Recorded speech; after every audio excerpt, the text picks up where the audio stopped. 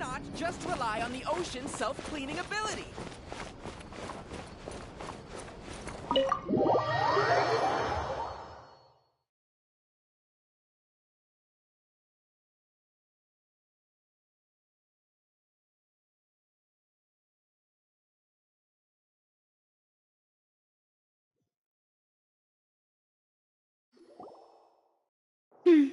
I came here several times with my father when I was little, but stopped eating here as often after growing up. I hope the food here will be to your taste. Oh, don't worry! We haven't eaten at a hotel like this in a while. Paimon's getting excited already! In that case, I'll go order for us first. Please wait here a moment.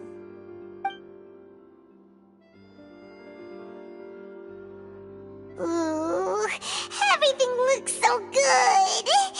People in Fontaine sure know how to enjoy life! Why, of course. Go ahead, try whatever you like. If the food's good, I'll make a group reservation for the rest of Spina di Rosula next time. And if it's not? Well, then I'll still bring everyone. Albeit with only one dish per table. You, sure have your own way of doing things.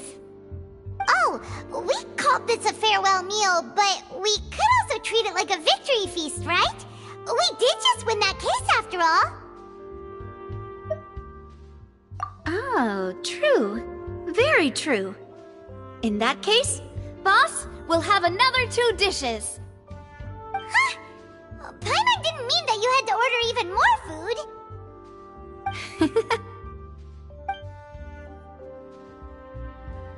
Speaking of cases, do you think that the mastermind behind the serial disappearances will get caught soon now that this has all happened? Well, we've certainly taken a big step forward, but I feel that's about it. We know that there's an organization that means to dissolve these young women, but we still don't know what they are really after. If it hadn't happened right in front of us, Paimon wouldn't have ever believed that a person could be dissolved like that. Right? Yet it was because this was such a preposterous notion that the investigation could never really move forward before. Ugh. If only that guy could have finished speaking! We were so close to hearing who was behind it.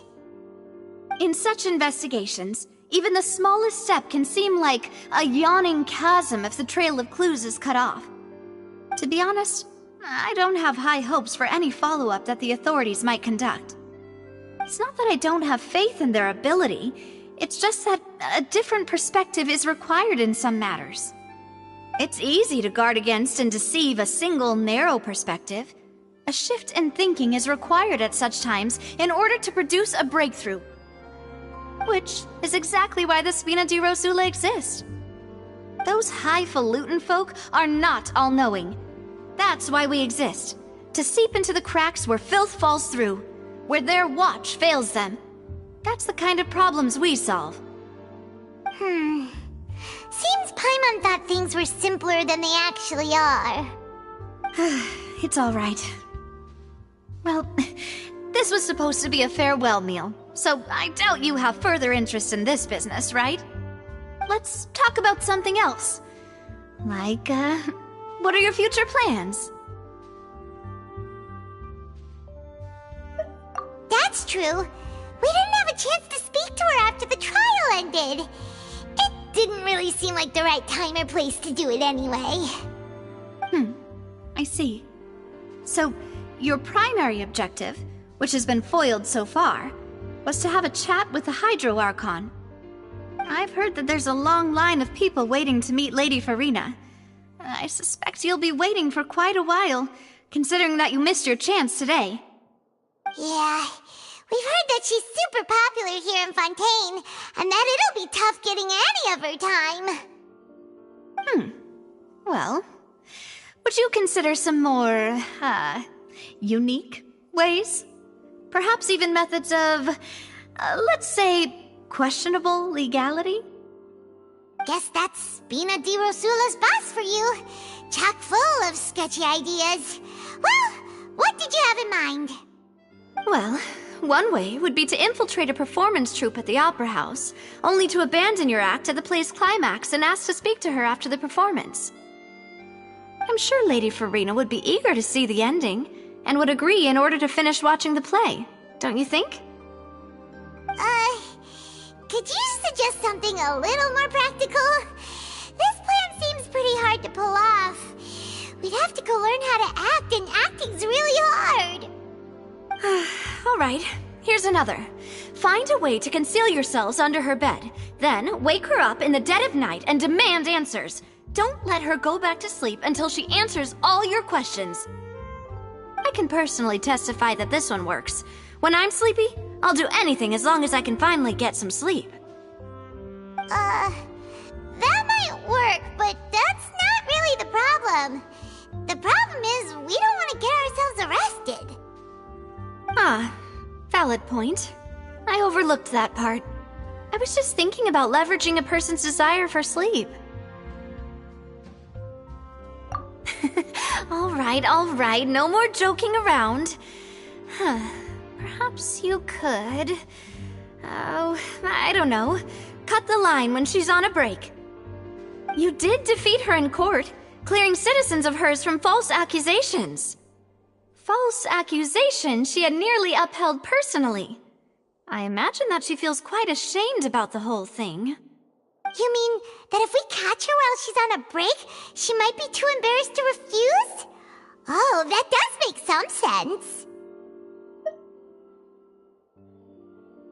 Why don't we give it a try after this meal? You know, strike while the iron is hot and all. Huh?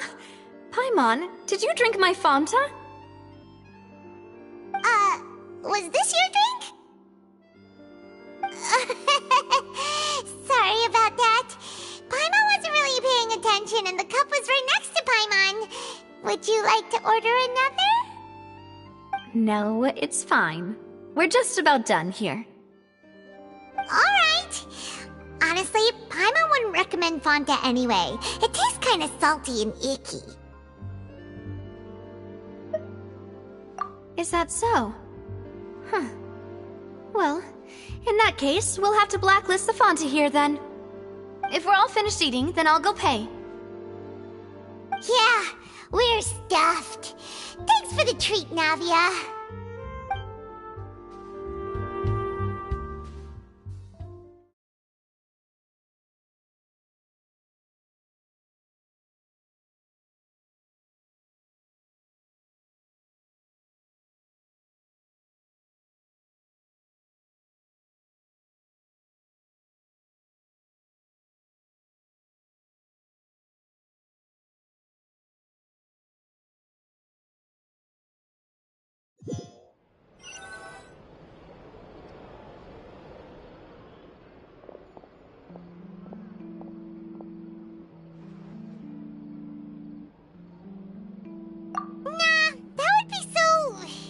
Normal.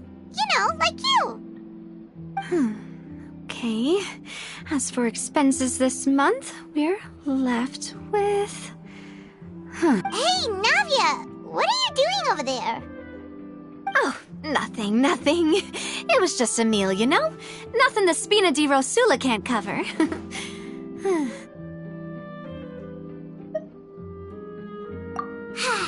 Let's get ready to try to meet the Hydro Archon again.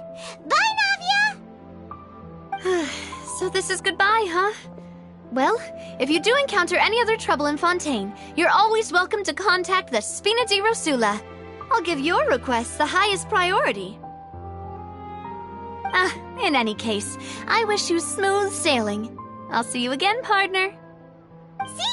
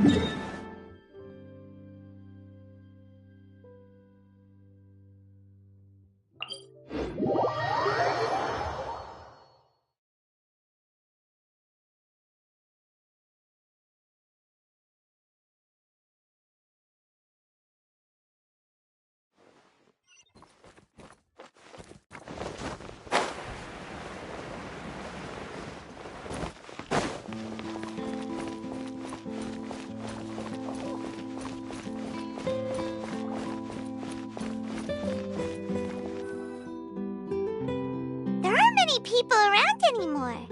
Looks like that boat we took to Arrhenius might have been the last one. Vache. Looks like we're back here again. Huh? Traveler? Are you hearing voices again? Ugh. That's kinda spooky. Are you sure we don't want to come back in the morning? Vache? Vache. Hey, why are you still walking towards it? There might be something nasty in the water. Huh? Hang on. Paimon can kinda hear a voice. It's calling for Vache, right? Hey, Traveler? Stop walking! Come on, wake up!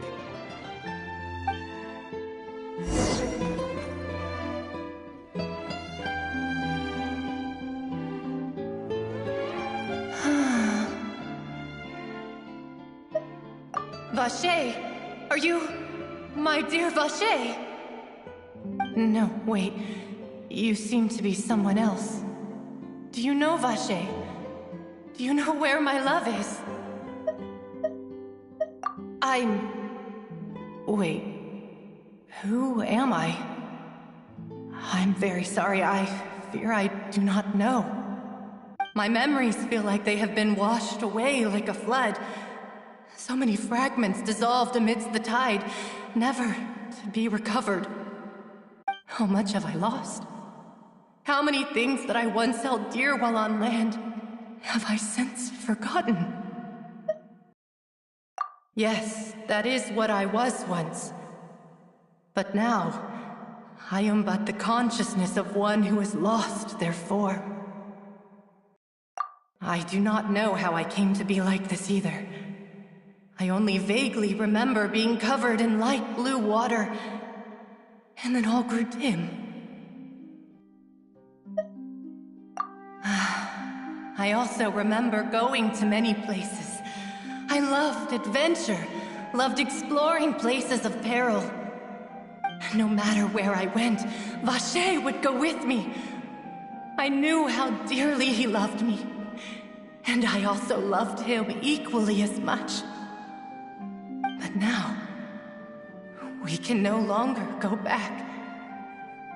The pain of such parting, I never knew how heavy it could be.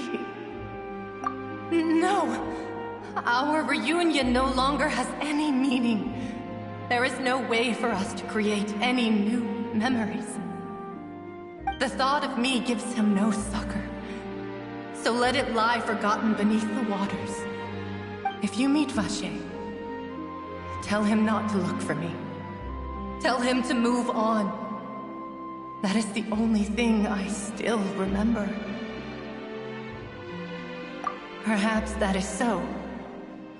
As I was submerged in the waters, losing consciousness, I saw Vache above the surface. His eyes were filled with such sorrow, such longing. If only I could have comforted him, told him that I did not suffer.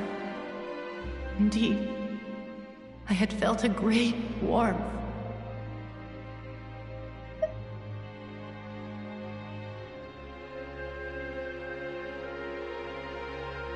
Is that what you call it? Dissolving? If anything, I consider it a form of release.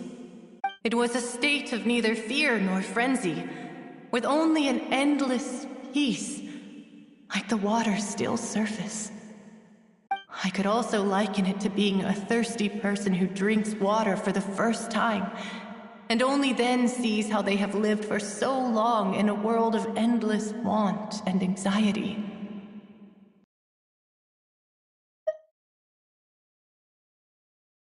I think I hear your companion. It's time for you to go, I think. Farewell, then. I am glad that you were able to sense my presence. Remember, if you see Vache, tell him not to seek me out any longer.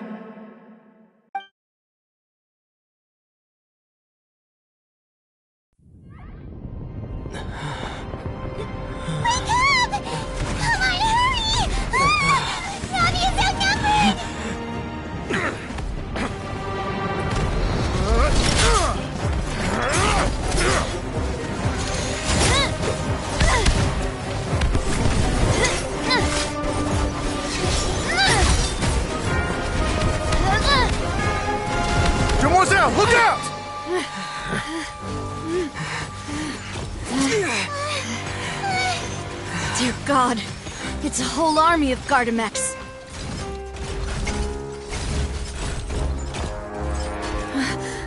Chlorand?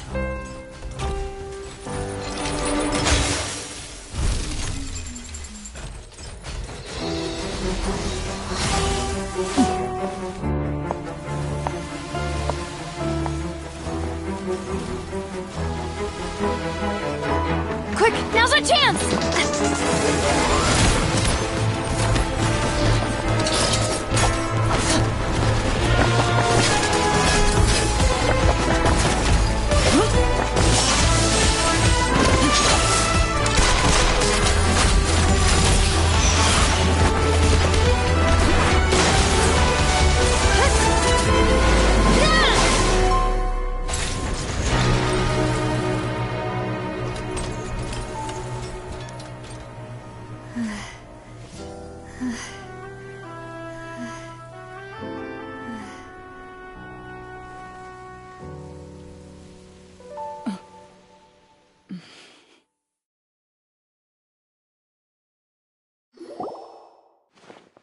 I should thank you for lending us your sword there, Chlorand.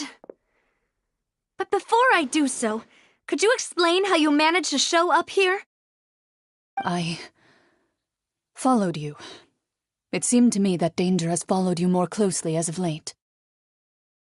I believe that following someone without their knowledge is actually called stalking, is it not?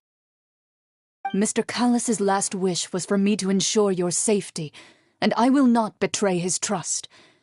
He would do the same, were he alive today. Do not speak of my father! Sorry, demoiselle. I was not strong enough. Thank you for your aid, Miss Chlorand, but do keep an eye out for your manner of speech. I believe we all wish to avoid unnecessary emotional harm. Sorry, I did not consider your feelings. Whatever. What else do you know? How did you come to the conclusion that I'd be in grave danger? I doubt I know much more than you, but I believe that the mastermind behind the serial disappearances is very powerful.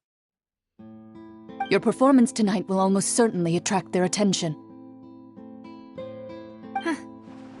I'm sure they've known about me. To be honest, I'm shocked it's taken them this long to act against me. And what about these Gardamex? I thought only those associated with the Maison Gardiennage could control them. None of these mecha have serial numbers. I was sure to check a moment ago. They are not the ones used by the authorities to enforce the law. I can only conclude that some powerful or wealthy party must have obtained them via illegal means, deploying them as a private force of sorts. What? Your point being that they're out of Spina di Rosula's league, then? Yes. Be careful, and do not act rashly. I will continue investigating no matter what. We will bring the truth to light. That's my father's true last wish. Regardless, thank you for your help today, Chlorand. But if you get any ideas, tell me first. I don't much appreciate being followed. I do not think that they'll strike again anytime soon. So I shall stop following you. Good day, all.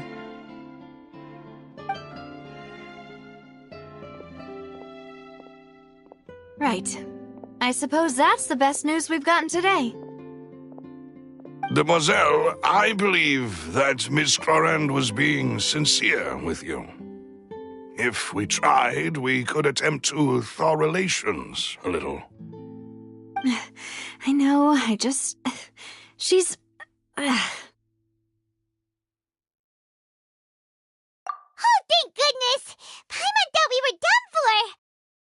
Those Gardamex came out of nowhere while you were unconscious, and Nadia and her gang saved us! Oh, and there was that champion duelist named Chlorand who came out to save us too! We got lucky there. Paimon probably couldn't have fought them off otherwise. Oh, come now. Forget all that polite talk. That wasn't really a farewell meal we had back there. Not for me, anyway. In truth, I hope that every meal we have together shall be a victory feast. As such, we're We're still partners. There's no need to thank me. It will take 50 years for me to match Demoiselle's magnanimity. If it were me, I would have joined the Spina di Rosula on account of her goodwill long ago. All right, you two. That's enough. Actually, Navia, how did you know that we were in danger? You sure did show up in the nick of time. Well, to be honest, you're the one who tipped us off, Paimon. Huh? Really?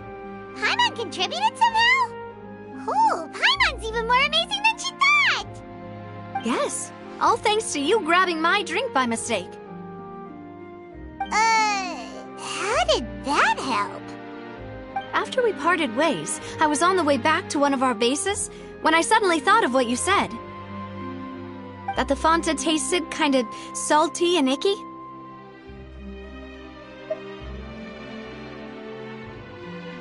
Fanta only comes in sweet flavors, so how could it have tasted salty? The color of the drink, if I recall, had also been a bit off. So the Fanta had been spiked with water from the primordial sea? Yes.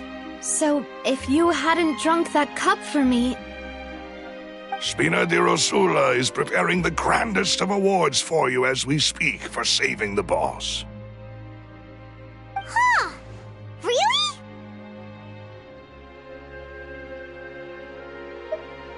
I sent people to Hotel de Boer to investigate, but whoever did this left no trace at all.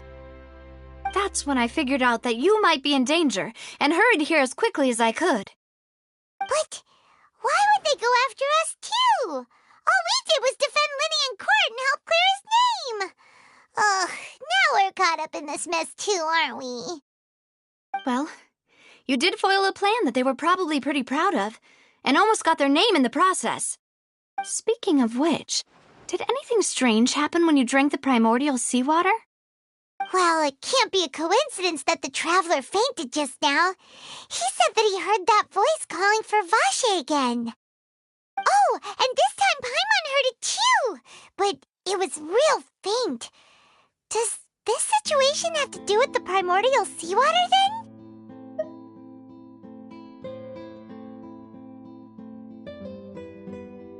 Does that mean the primordial seawater raises someone's sensitivity to hydro when it's used on people who are not from Fontaine?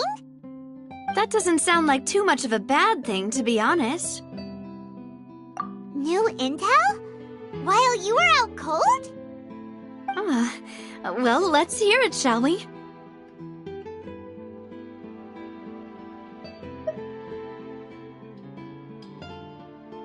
Oh, that is important.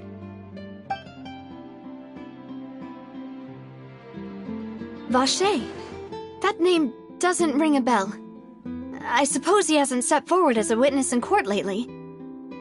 Since he saw that young woman dissolve, he was at least at the crime scene. But he never gave testimony or any information regarding people dissolving in the primordial seawater. Could he have been threatened? Yes, thank you. This is very important information indeed. We will continue to investigate. Oh, you mean you'll help us investigate? Well, you did say that our farewell meal didn't really count. That means we're still partners, right? And besides, we're in this now whether we like it or not. You're not gonna let those people who targeted us get off the hook so easily, are you, Traveler? Demoiselle, do try not to look quite so pleased. You are the face of Spina di Rosula, after all. You talk too much. Well, in that case, let's head back to one of our bases, shall we? I'll arrange accommodations for you. We also have some plans to go over, and hopefully we can deepen our bonds as partners. But we'll take that one step at a time, I guess. Don't worry, you two. With us around, our base is definitely secure.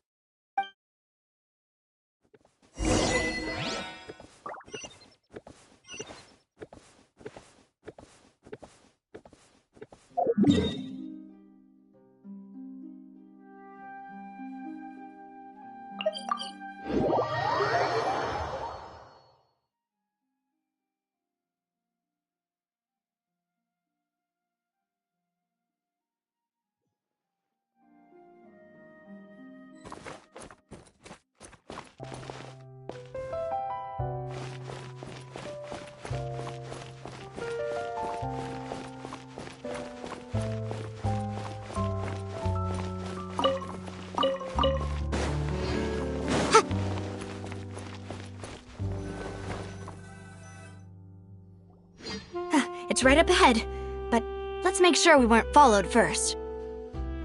I've been keeping watch, Demoiselle. I haven't spotted anyone suspicious thus far. Very good. But let's not let our guard down for now. I shall find rooms for our respected guests. Thank you, Malus. Now, let's continue, Traveler.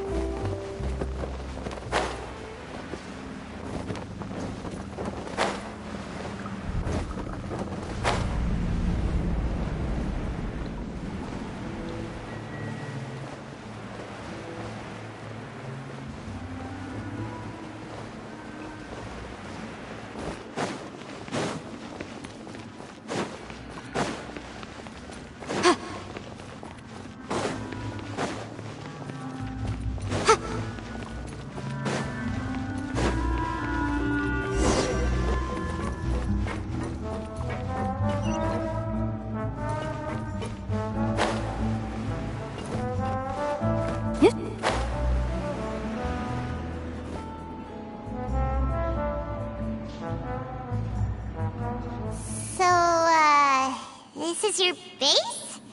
It's not quite what Paimon imagined.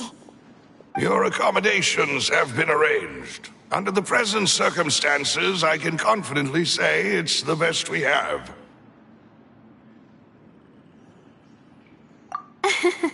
Well, our funds have been a little tight lately. After all, we don't allow illegal or unethical profiteering. In fact, our funds often come from citizenry who support us. Seems like it's tough times for everyone. But if you have the support of the people, that does sound like it's worth it. To be honest, our financial situation was a lot better back when my father was in charge a few years ago. I'm afraid I'm not quite his equal. Your father... he was the previous boss of Spina di Rosula, right? How did he... Demoiselle, if you'll allow me to explain. No. I'll explain it myself. I suppose I couldn't run from this topic forever. And as partners, this is something I hope they can understand. My father's name is Callus. Yes, the same one they call Callus the Unfaithful in the streets. 3 years ago, he was accused of murdering his own friend. But he chose a duel to defend his honor instead of standing trial. He died in the duelist's ring. Oh no. But I do not believe my father was a murderer. I'm sure he was set up. At the time, I believed that if he only stood trial and was duly investigated, something amiss would crop up and prove his innocence.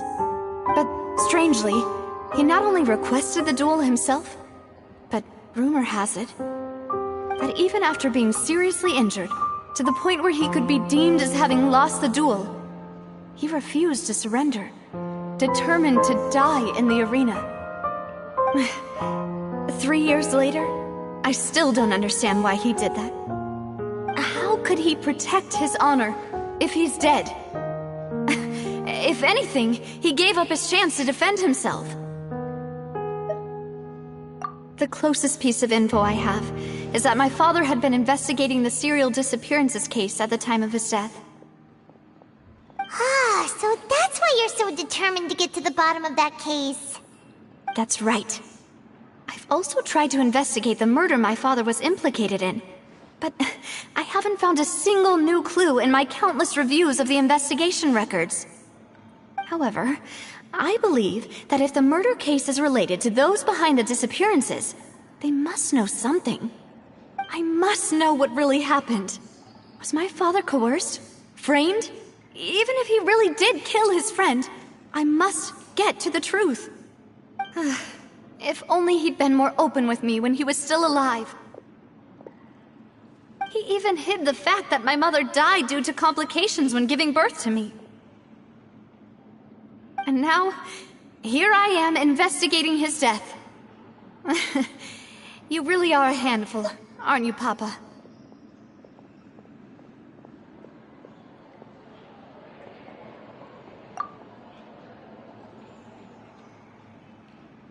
Demoiselle, please, if there is anything I can do, anything at all. I also will never believe that Master Callus murdered anyone. There are none whom I respect more than the two of you, Demoiselle. Master Callus did so much good in life, yet all it took was one murder case for him to be dubbed Callus the Unfaithful. Even our supporters decreased greatly due to that incident, hence our strained finances at present. Wait, if Callus was such a good man, wouldn't people at least be a little suspicious when he was accused? No. Perhaps people just revel in that kind of drama. It's not something exclusive to people from Fontaine, really. Everyone's like that. People love watching the evil turn over a new leaf, but they also enjoy watching good people fall into an abyss from one slip-up just as much. But how could... never mind. If Callus was really falsely accused, we have to find the truth. He didn't deserve to have that happen to him. There is one other thing. Master Callus's opponent in the duel was Ms. Clorand. Oh, her? Well, then, isn't that as good as saying that she was the one who killed him? Yeah, that's not the sort of thing that you can just let go and move on from. Ms. Clorand has always placed great emphasis on the honorable nature of the duel. If her opponent doesn't yield, she will not stop either. She knew Master Callus beforehand and greatly respected him, but seeing how he was resolute in the arena, there was only ever one choice she could have made. It's not that I don't understand her at all, but I just can't deal with this yet. Don't worry, Navia. Paimon knows how you feel. You don't have to force yourself to do that. Afterward, Ms. Clorand told us that at the start of the duel, Master Callus requested that she ensure Demoiselle Navia's safety. Yes, that is our understanding as well. Oh, Papa. What madness drove you to ask the person who killed you to take care of me? All right, anyway, that's the information I wanted to share with you. Even if it did sound like I was just complaining towards the end. Thanks. You two should go and rest. This was quite a day after all. Yeah, Paimon's feet. Please, relax and get some sleep. We will ensure you rest soundly.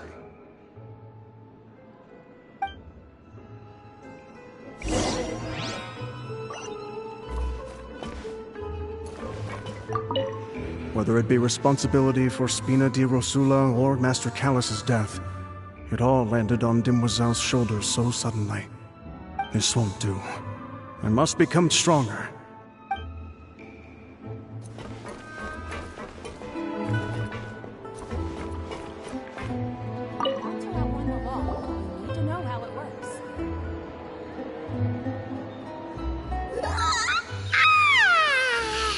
Paimon slept so well. This place feels almost too safe. Huh? Navia? Where did the other two go? I sent them back to Poisson. It's Spina di Rosula's place of origin, and where we have our headquarters. There's not much for them to do here at the moment. Paimon gets the feeling that you're just trying to get them off your back. but never mind that. When did you get back? Were you waiting here the whole time? No, I just returned after going out for a while. I did some investigating yesterday regarding the name Vache. Wait, so you didn't sleep at all? How could I after having such critical new evidence appear? Guess Paimon wasn't speaking for everyone just now, huh? Unfortunately, this name seems to have been wiped from existence. It doesn't seem to have a match anywhere.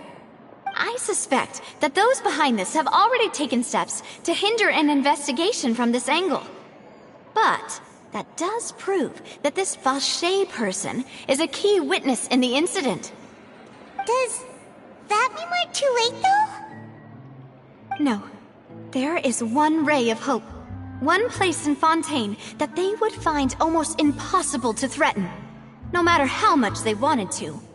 And that is the archives kept by Chief Justice Neuvillette, a place where detailed files on all the cases in recent years are kept. If the Oceanid you met is one of the young women who went missing recently, we should be able to find some related information there. So Neuvillette maintains an archive of case files?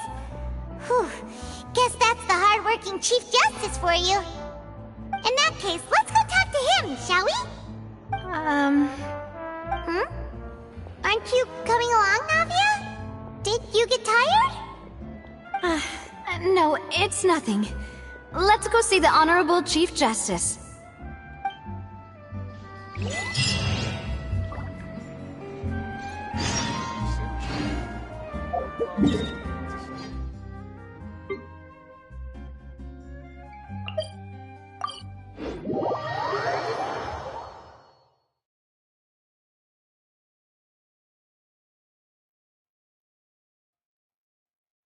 The Palais is right up ahead. Come on.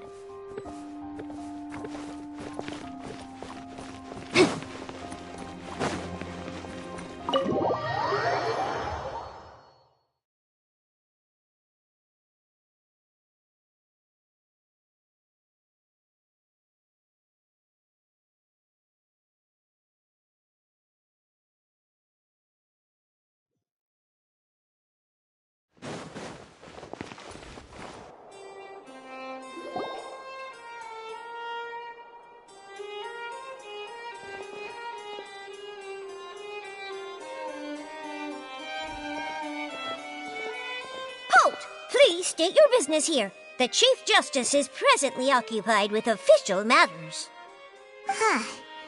This place does look pretty heavily guarded. Guess that proves that Neuvillette's files are really secure. Hey, don't you recognize us? Huh? Who are you? Just to be clear, I don't care who you are or who you might be related to. Our rules make no exceptions.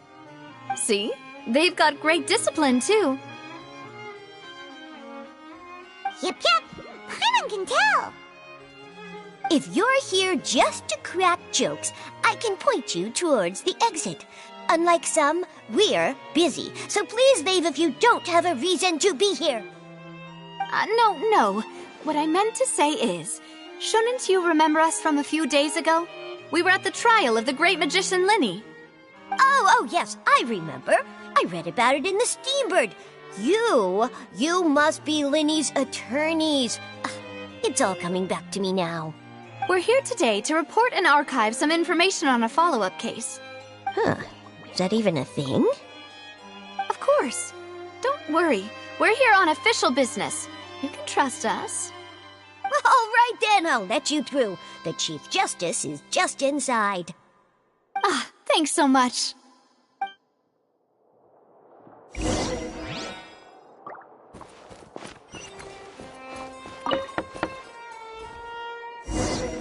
Please come in.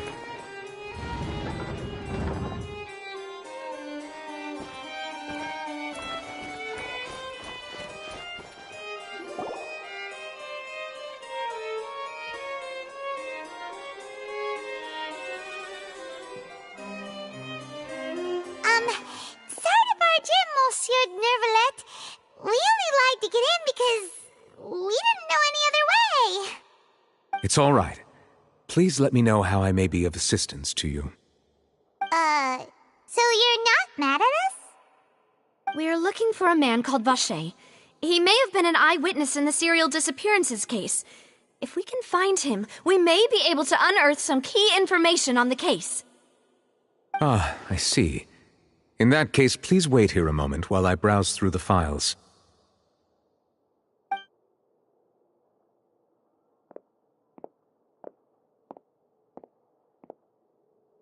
Who knew that Neuvillette would be so easy to talk to?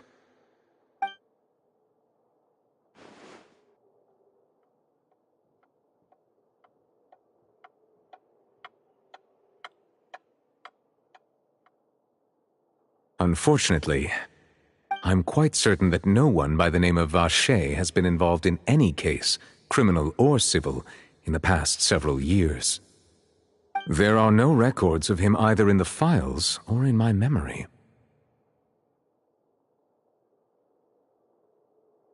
Traveler, what if it was really just a dream?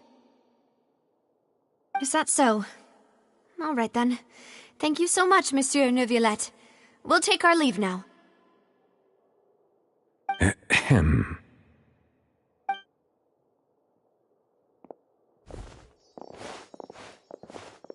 Miss Navia, I can understand how you feel. Your father, Callus, was a truly exceptional man. We deeply regret his passing. And what are you trying to say, Monsieur Neuvillette? Are you trying to console me? Extend your sympathy? Or just express some tendril of regret? No. You are not trying to do any of that. I can hear it in your voice. There's no emotion behind your words. You only said those things because you felt like you should. It's just like last time. After my father took his place in the duelist ring, I pushed through the guards to talk to you as a last resort. You even told me then that you thought there was something fishy with the case, yet you still allowed the duel to go ahead. In your eyes, the value of a human life is nothing compared to those cold laws you hold so dear. If you truly regret my father's death, then why didn't you call a stop to the duel? Why didn't you give me the power to stop him from throwing his life away? Why did you just let him die, despised and hated by all? Everything was hanging on a thread at that moment. Just the tiniest effort could have changed everything. There are still so many things I never got to tell him. So many questions he still owes me answers to. If you really have no heart, then just look me in the eyes. I, Navia, will show you the true meaning of regret.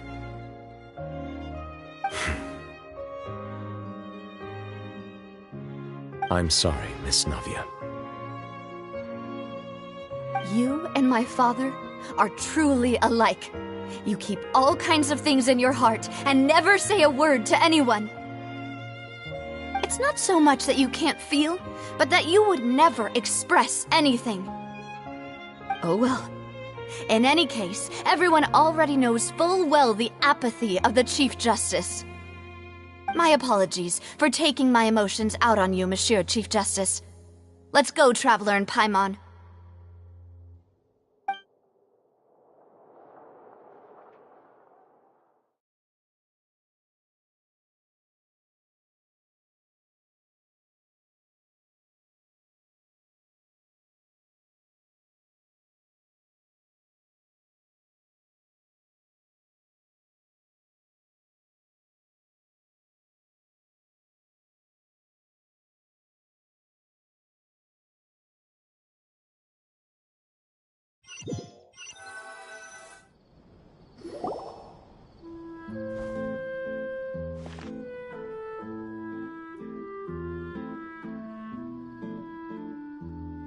Navia, are you okay?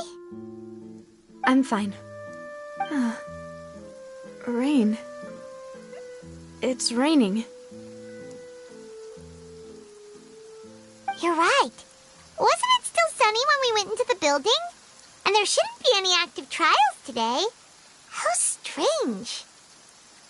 Now that I think of it, on the day my father was convicted of murder, it was also raining. What is it? Did you think of something?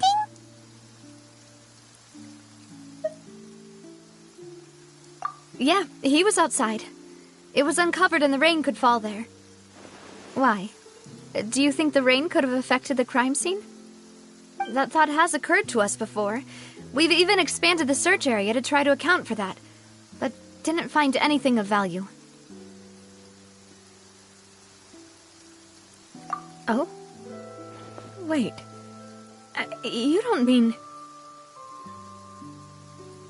So you're saying that the true murderer could have been turned into water and then got washed away with the rain?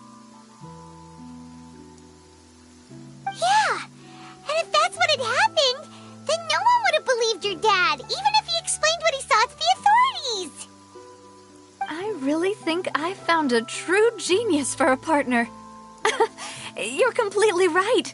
How did I not connect the dots earlier? All right, let's go to Poisson. With this new lead in mind, we'll get to the bottom of my father's case for sure. Yeah, we're gonna make progress for sure this time. Do you want to go with me now? Or do you want to head over by yourself later?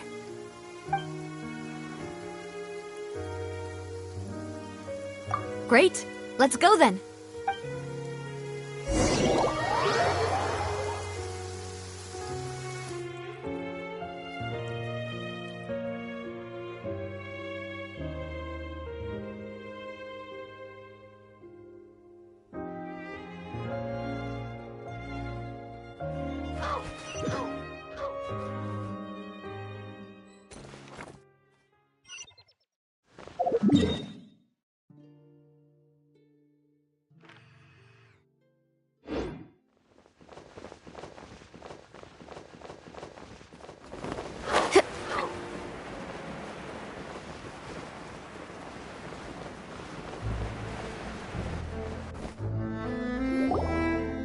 Whoa, what a huge ship! Why would a ship be anchored at a place like this? There's no need to be so surprised. While it may look like a ship, it's actually Spina di Rosula's headquarters. My father was the one who asked for it to be built like this. Perhaps our taste in exterior design is the only thing we occasionally had in common. A gigantic and glamorous ship embodies discovery, opportunity, ambition, and conquest. It symbolizes Spina di Rosula's bright and limitless future. And Paimon thought you were bluffing when you said Spina di Rosula had a glorious past. Paimon was confused why a group with such a history would live in the sewers. But now that Paimon has seen this ship for herself, she's been convinced. Well, Poisson is where Spina di Rosula began, after all. It's our main base, our home.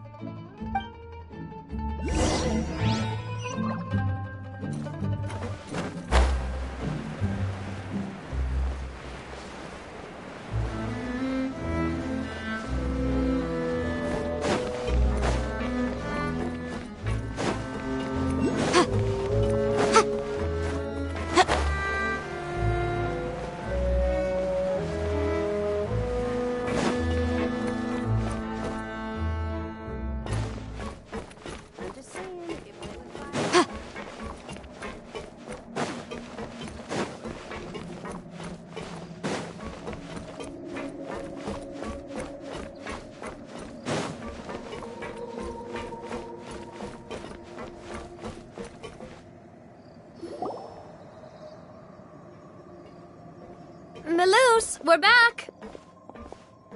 Apologies for the wait, demoiselle, and our most important partners. You said before that you still had some business at the court. What brings you back to Poisson so quickly? About that. It's because my partner here reminded me of something really important. You see, what if my father's case had something to do with water from the primordial sea? You still remember, right, Malus? On that night, it was raining?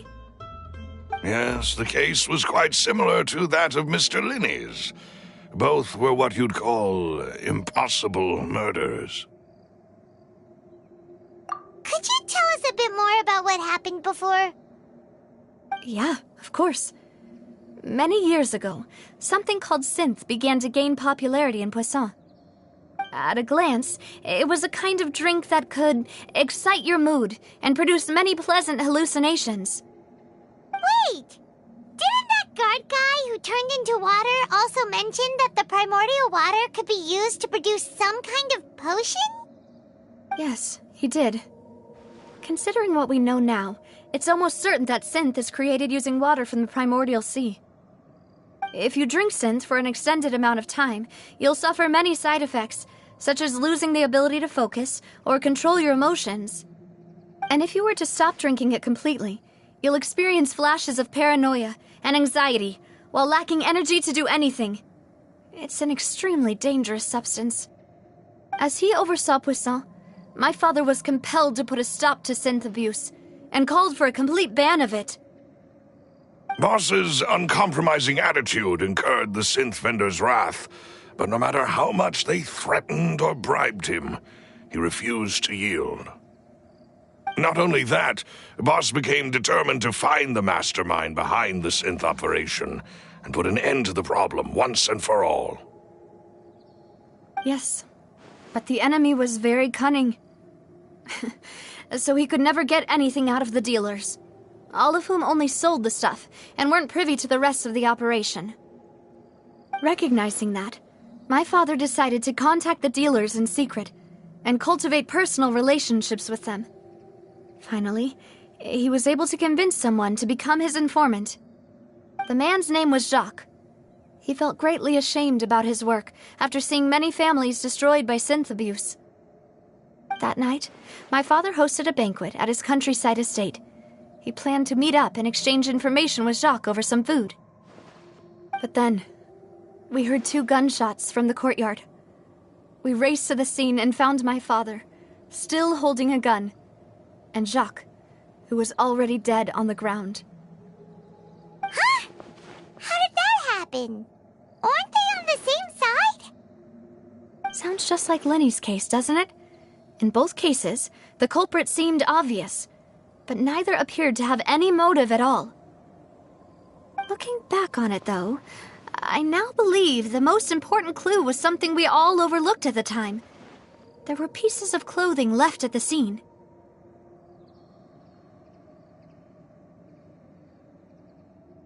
Precisely. It's all thanks to you that I made the connection now. Back then, we all just thought they were some costumes that Jacques used to disguise himself at the banquet. But, considering it now, it's almost certain that they belong to a third person at the scene. With one extra person, we'll also need to reconsider why the 2 shots were fired.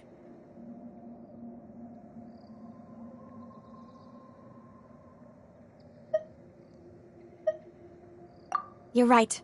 We still don't know what happened. But my intuition tells me that we're on the right track to figuring it all out. I'm finally headed towards the truth. Jacques was an empathetic man who was infinitely remorseful for his past actions.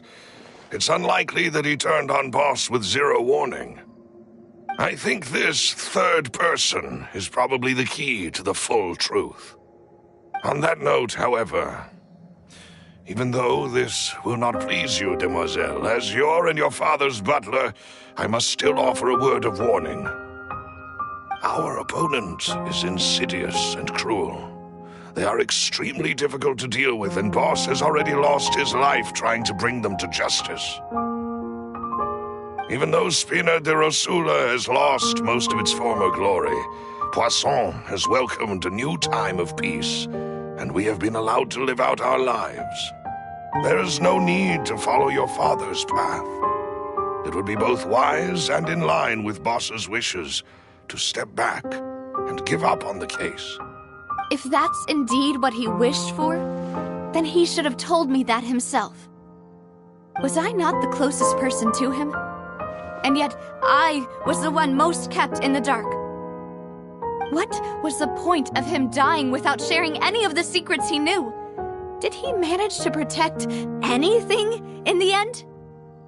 Synth is still here. Callus the Unfaithful is still his epithet. And Spina di Rosula is barely getting by. Nothing has changed. Did he think I'd just accept his meaningless death and live out my life just as meaninglessly? I've never accepted that. Ever. Not since that day, and certainly not now. I want to find out the real answer for everyone's sake. For the missing girls, for the victims, and for myself. Navia. This is indeed the best moment to act. Your partner appears to be quite reliable, and more importantly, Demoiselle, I think you're also ready to take this on. So you do know something else, Malus? Yes, I do. In fact, even before that banquet, Boss already knew of the connection between Synth and the serial disappearances case. But what drove all the tensions to the boiling point was the revelation that you, Demoiselle, had been selected as the next target to disappear. What? Boss also didn't tell you that he had been diagnosed with a rare illness. The doctors told him that he had no more than 5 years left to live. And the serial disappearances case caused him great anxiety. 5 years was nowhere near enough time to resolve this long-standing conflict, but once he passed away, all the danger would pass on to you. Knowing all of this, he decided to use one final intimidation tactic before his death. He claimed to have already gotten his hands on some key incriminating evidence for the other side, and even told some members of Spina di Rosula about the details. But as long as you remained safe, he would not share the evidence with the public. If something were to happen to you, then he and all those he told would immediately expose all they knew about Synth and the disappeared victims. Right, so nobody would be able to get off scot-free. As we've seen, Boss's tactic has worked. Even though Boss has been gone for a long time, the other side has not tried to take Demoiselle's life. No, I don't believe it. He never appeared to look sick to me. No father wants their daughter to see them weak and haggard, especially someone as proud as Boss. To him, dying in a duel and suffering lasting dishonor as the Unfaithful were still far preferable than losing face in front of his daughter. So he chose to die in silence, so that he could protect me. I'm afraid you're not understanding this correctly, Demoiselle. What Boss wanted to hand to you was not a parasol, but a sword. If Boss's spirit could hear you telling me that you want to find the answer for the sake of everyone involved, I'm sure he'd be extremely proud. That fool. Couldn't he have just given it to me straight? No. He might have set up everything precisely because he never thought I'd be able to understand him. Is that the amount of confidence he had in me? And what if I was never able to make it to where I am now? Yeah. I suppose that's true. With the way he'd set things up, if I had wanted, I could have just lived out my life without a care in the world. But thankfully, he rarely talked to me about complex matters, and thus understood little of me as a person. In this case, he really didn't need to give me an easy way out. Malus, what was the key evidence that he shared with you? It's the location where Synth is produced. Essentially, it's the enemy's headquarters. When he was threatening the enemy, Boss didn't share the specifics of the incriminating evidence he found. But if you want to use it against the enemy, you'll still have to take several things into consideration. Why?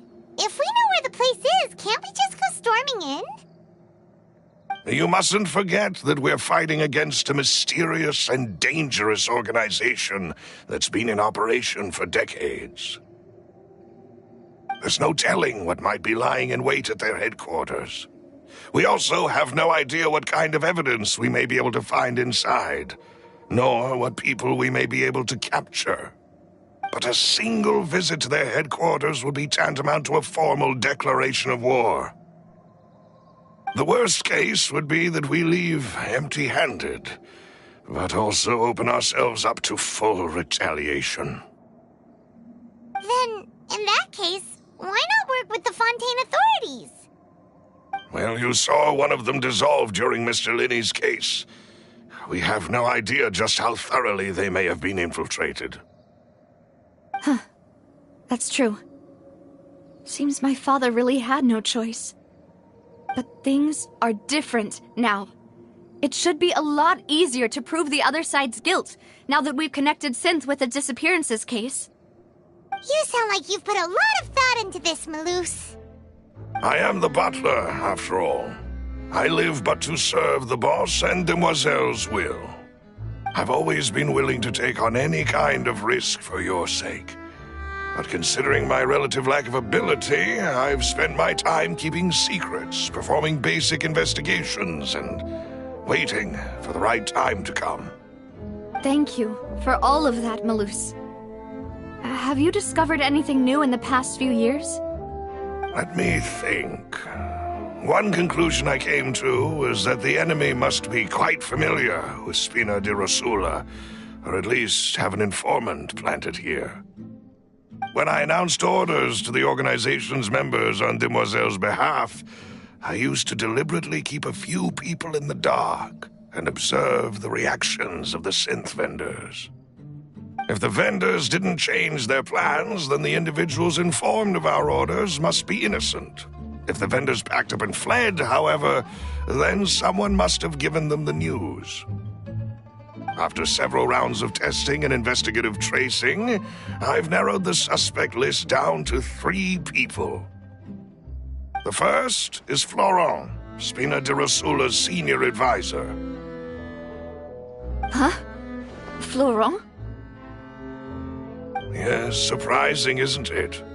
He was one of the people Boss trusted the most, which also means that he was someone who understood Boss really well. Thanks to his position within Boss's innermost circle, he always knew our upcoming plans and could thus avoid capture this whole time. There's someone else like him too. Marcel, the head of Confrérie of Cabrières. Uncle Marcel. It's a guild in Poisson. Boss helped it to grow to its current size and prominence. In the beginning, they were only reselling some daily goods, but now they're one of the richest guilds around, with a lot of business connections in the city. So, they're like a sister organization of Spina di Rosula? Yes, you can say that. When we were fighting against the synth dealers, they provided us with plenty of support. It's a bit difficult to imagine someone using their own money to hunt down themselves. The final suspect is Thierry, the man responsible for coordinating information between Spina di Rosula and the guards. Although the guards mostly leave us to our own devices, there are still many activities we have to report to the local authorities. Since Thierry is always in the know about our current activities, he could theoretically always plan one step ahead. I see. These are all people who I communicate with quite regularly. To think that the enemy we've been fighting against has been right next to me all along, among those I trust the most. It's almost too hard to believe. If you want to investigate them, please take every precaution to not alert the quarry. Judging from our experience, the enemy is extremely cautious. Of course. And thank you, Maloose. You've provided us with a lot of great information. You're too kind, my lady. I'm just doing my duty. And before I forget, proving Boss's innocence would also mean clearing him of blame in Jacques' death. After that incident, Jacques' wife and daughter were taken into the Spina's care. They still live in Poisson today. If it might help, you could also pay them a visit. I can make the necessary arrangements. Oh, thank you so much, Malus. You really are the best. A new case awaits, my dear partner. I hope we can work together to uncover the truth and end this case once and for all.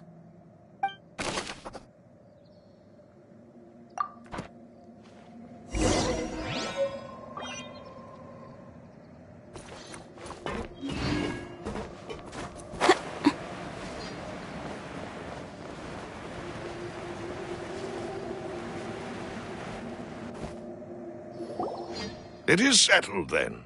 Please excuse me, and enjoy your conversation at your leisure. Thank you for arranging everything for us, Malus. Excuse me, miss. Do you need anything from us?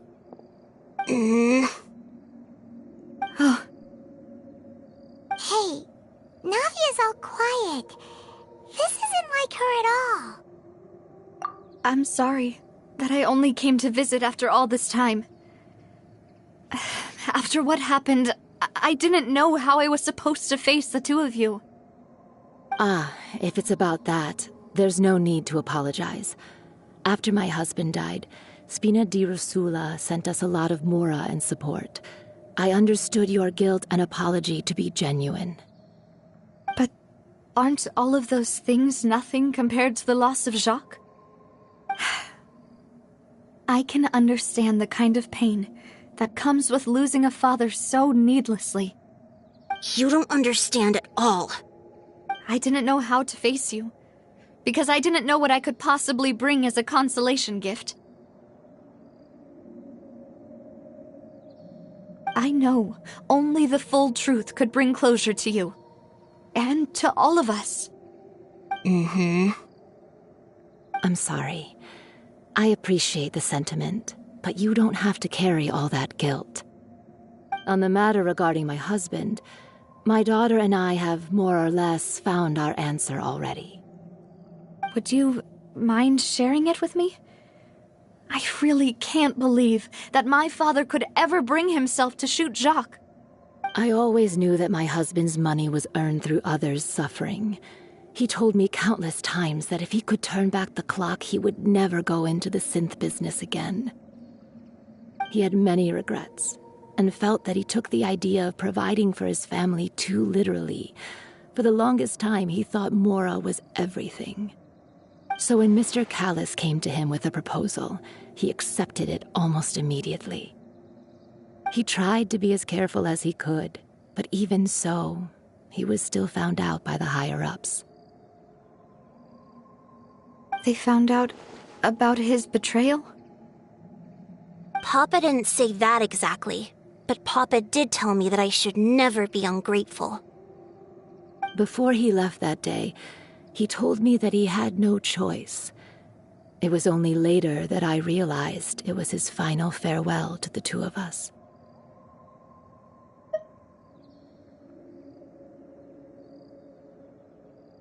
I don't know that for sure, but you could say that's the conclusion I eventually came to. Which is why I'm the one who should feel guilty. Callis had always taken great care of us, both when he was still alive and after he passed away. Even if he fired the shot that killed my husband, it was likely in self-defense. It is impossible for me to hate him for what he had done. But Mama, why is Papa still the bad guy if he did the right thing? Papa always wanted to be a good man, so why did he have to do a bad thing in the end? Well, things aren't always as they seem. You still feel like your papa was a good man, right? Yeah, Papa was a really good man. The best in the whole world. Then you should hold on to that. If a good man had to do a bad thing, then he must have had his reasons. Regardless of whether he left you a parasol or a sword, he must have done so to give you a better life. Oh. Thank you for everything you've told me. I will definitely find the truth. The current state of things is not something I'm willing to just sit back and accept. Thank you. I'm very grateful to hear this from you. Even though your personality is quite different from your father's, your determination when you speak is really similar. You really think so? That's the first time anyone said that to me.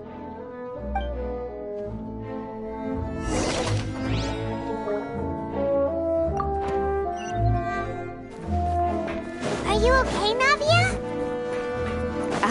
I'm fine. Don't worry. Let's investigate the 3 suspects next.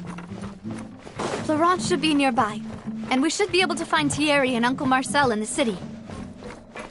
I'll get myself together on the way, so please don't worry.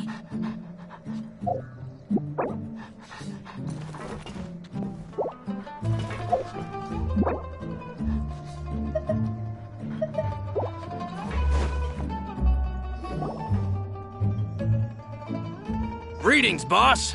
How may I be of assistance today? I'm sure you've heard about what happened at the Opera House. Someone got turned into water right in front of us. Yeah, I've heard. With something that dramatic, I'm sure journalists will milk it for all it's worth. And it'll be all the talk for the next several weeks. It also reminded me, on the day that the incident happened with my father, it was raining outside, and we found some clothes left at the scene. After my partner here put the dots together for me, I feel like we should try to reopen his case. Can you do me a favor and try to recall what happened that night? Let me think. Mr. Callis was feeling pretty upbeat that day, so he was drinking and bantering away with us at the table. After that, he told us that he wanted to go get some fresh air, so we let him go without thinking much of it. Who knew that we would hear 2 gunshots ring out right after? My first reaction was that Mr. Callis's life was in danger, so I grabbed my holster and made a mad dash toward the scene. But when I got there, it was already too late. Mr. Callis was standing over a dead body with a gun in his hands. All we could do was look back and forth at each other, not knowing what to say. So you also remember 2 gunshots then? Indeed. The guard said that the first shot didn't hit anyone, while the second killed Jacques. But I've never really bought that explanation. Reason being, Mr. Callis had left his gun on the table. I even made sure to confirm that before running to the scene. But according to the guards, that doesn't mean he couldn't have had other guns on his person. About the clothes left at the scene that you mentioned, do you think there was a 3rd person there who was turned into water? At least from our perspective, my father had no reason to kill, so he would also have no reason to bring an extra gun with him. The gun he was holding probably belonged to Jacques, or a 3rd person on the scene. Yeah, that makes a lot of sense. So you're saying Mr. Callis ended up with the gun because he seized it from one of the other guys? But hold on. If that's what had happened, then why didn't he share the truth with any of us? He didn't even want to face the Oratrice machine, and chose instead to prove his honor in a duel. Did he lose all faith in the courts after seeing someone dissolve right in front of his eyes? About that, Malouse told me a thing or 2, so I think I can understand why he committed to the duel. I'll tell you everything once the whole truth has been revealed. I understand. Then I'll leave Mr. Callis's honor in your hands, boss. And if I may just say one more thing, the whole Callis the Unfaithful epithet has been a thorn in my side since the day it was invented. Many people have laughed at me for still calling him Mr. Callis, even after so many years have passed. But it was Mr. Callis's trust that allowed me to rise through the ranks of Spina di Rosula. and live the life I lead today. No matter what others might say, he'll always be the man I respect the most. And he'll always be my boss. Don't worry. I will definitely find the truth. You and all our other comrades at the Spina deserve to know the truth as well.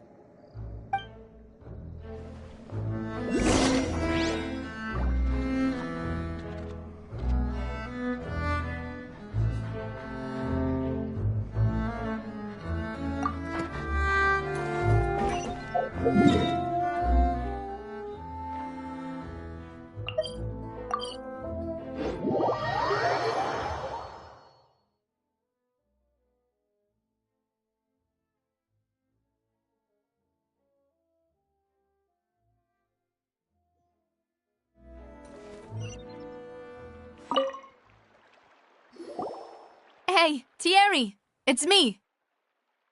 Oh, now, what brings you here, Miss Navia? I've heard that you made quite the name for yourself at the Opera House. Oh, so you've caught news of that already. Oh, okay. Hey, I'm also a member of the Guards, you know. The way you make it sound, people would think I was sent off to Poisson because I had done something wrong. Are you sure there isn't a little bit of truth in that?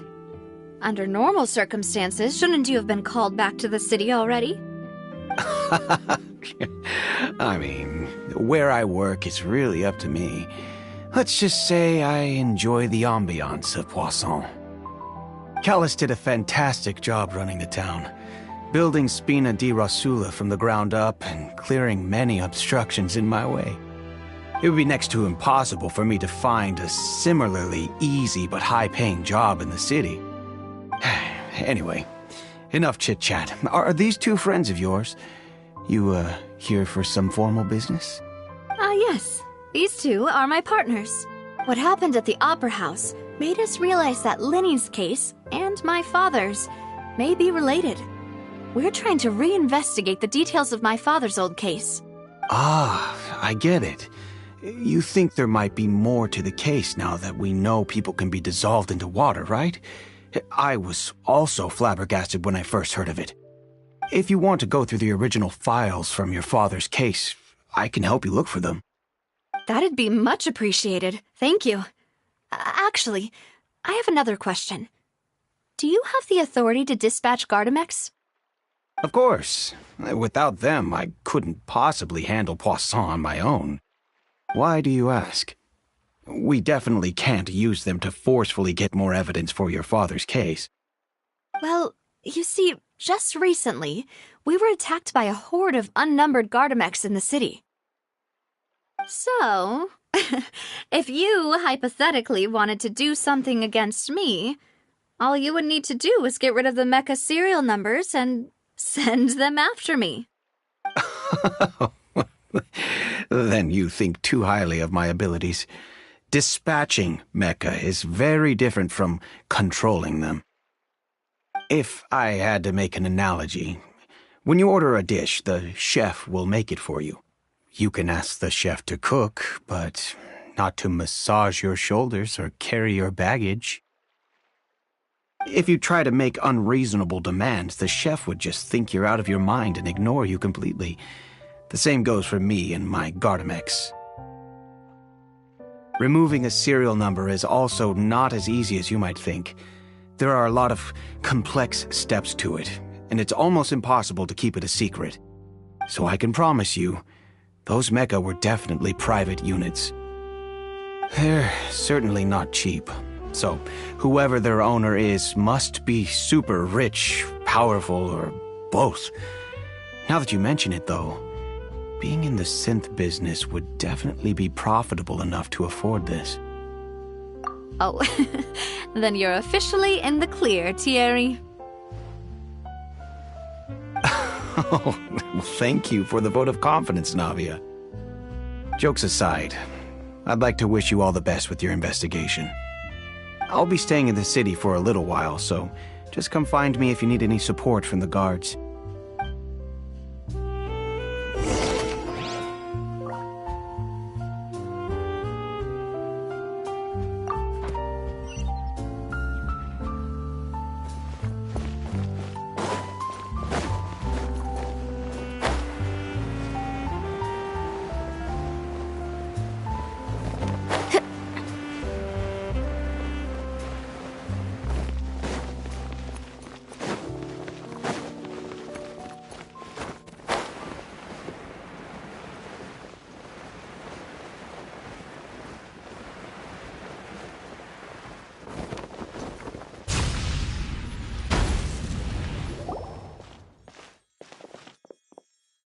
Hello. How may I help you?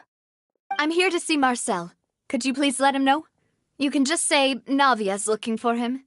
Sure. I will let him know right away.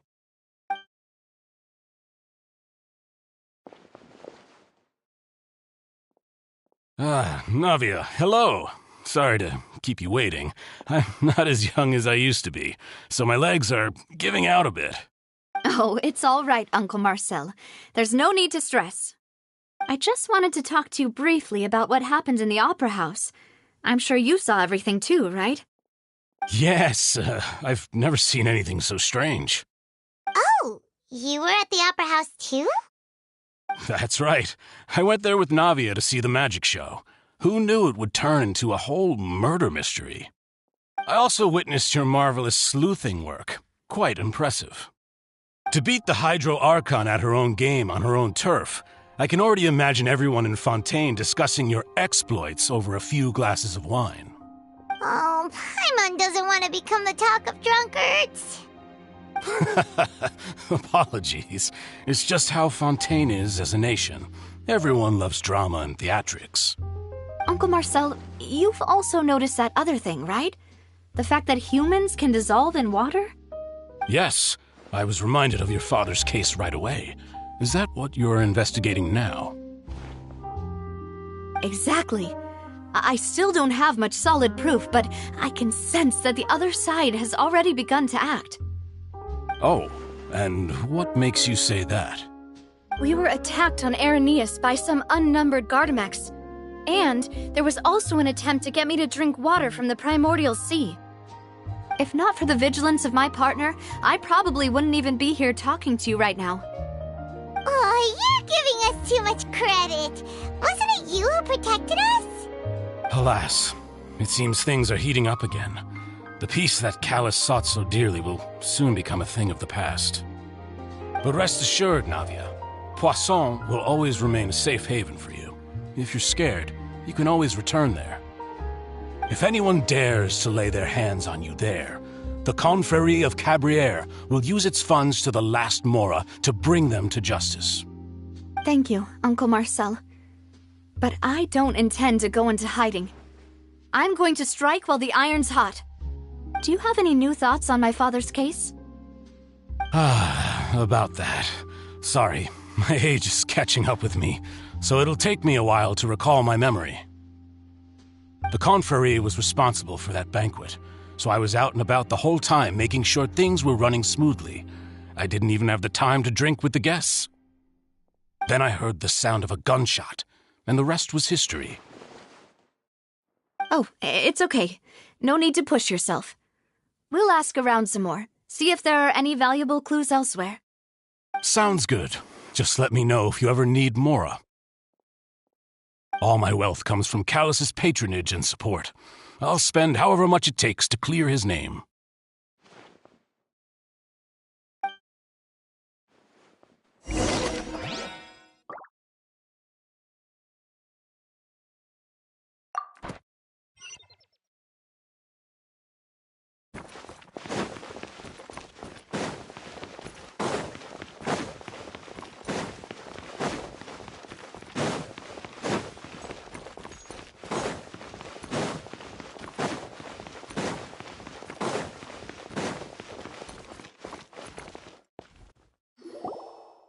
We've talked to all three suspects, purely based on their conversations with me. None of them sounded particularly suspicious.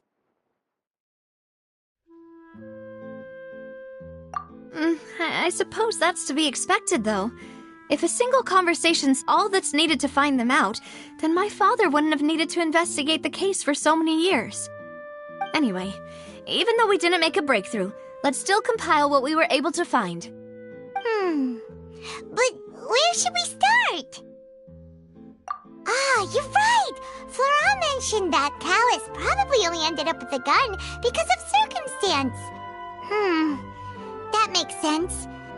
According to Jacques' family members, he already told them that he had been discovered, and that he had no choice before he left home that day.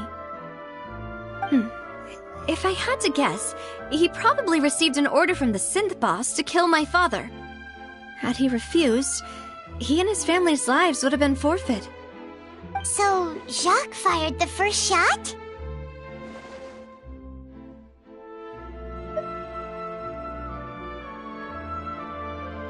Oh? And why is that?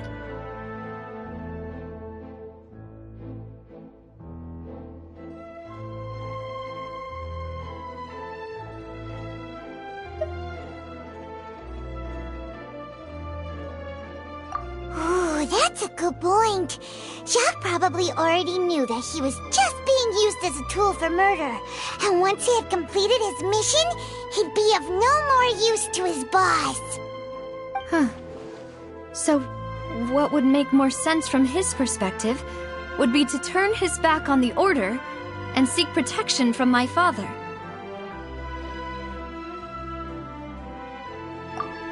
Makes sense. But without evidence, that's still just a theory. Besides Jacques, the attack from the Gardamex has been bothering me quite a bit as well. It's obvious that our enemy has become more antsy after the secret of the primordial seawater was revealed. Do you think he knew, even then, that we'd follow this lead to the end? Given everything that's happened since, it's quite possible. But who among the 3 suspects would have the ability to control privately owned Gardamex?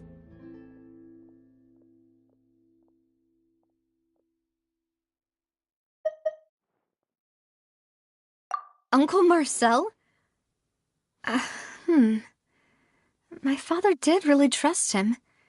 And they worked together on a large number of projects. Maybe that's how he got to know Jacques.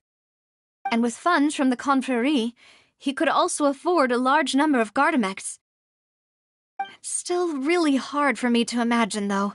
After all, Uncle Marcel has been around since I was just a child. Also, wouldn't this mean he has been spending a whole lot of mora and energy to fight his own synth business?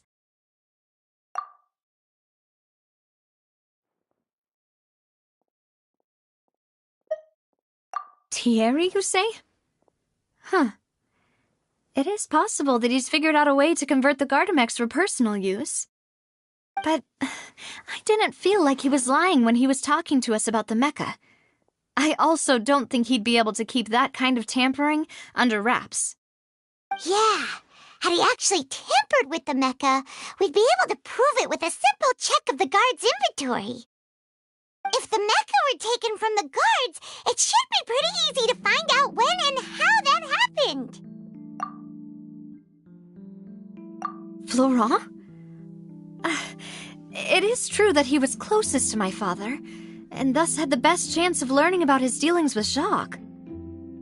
But as Spina di Rosula's advisor, his work mostly deals with personnel and security, so he shouldn't have much means when it comes to finances.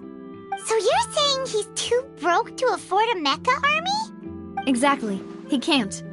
And even if he could, I don't think he would be able to dispatch a whole group so quickly. Who could it be?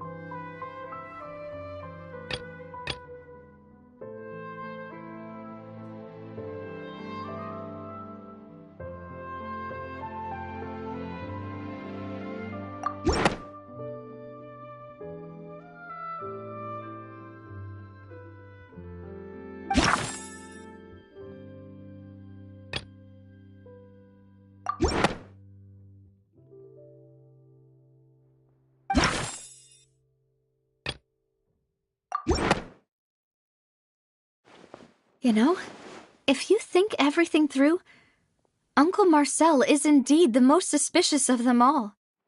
Could we be missing other suspects?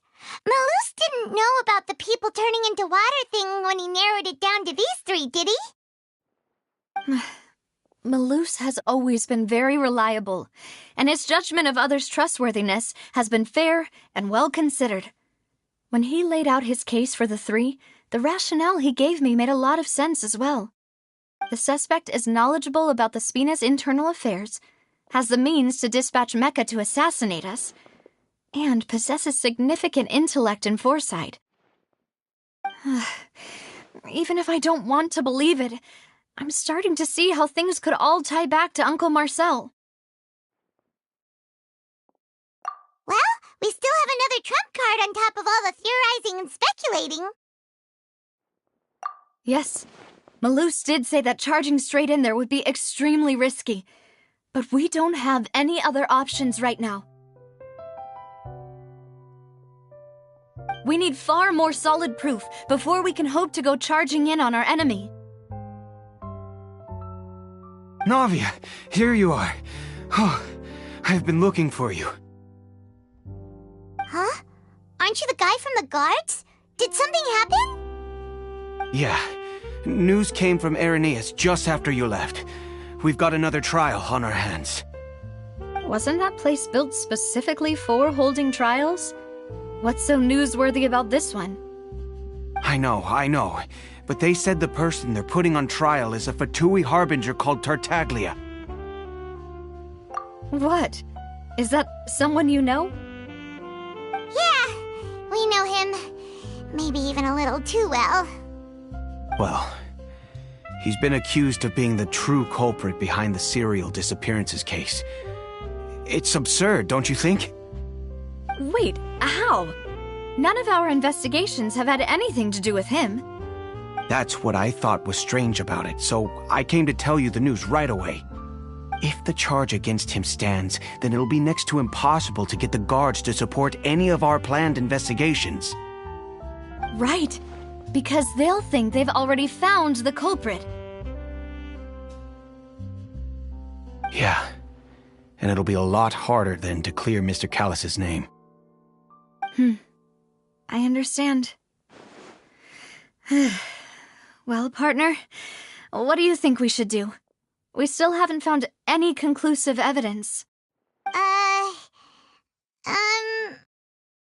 Huh? Split up? What do you mean?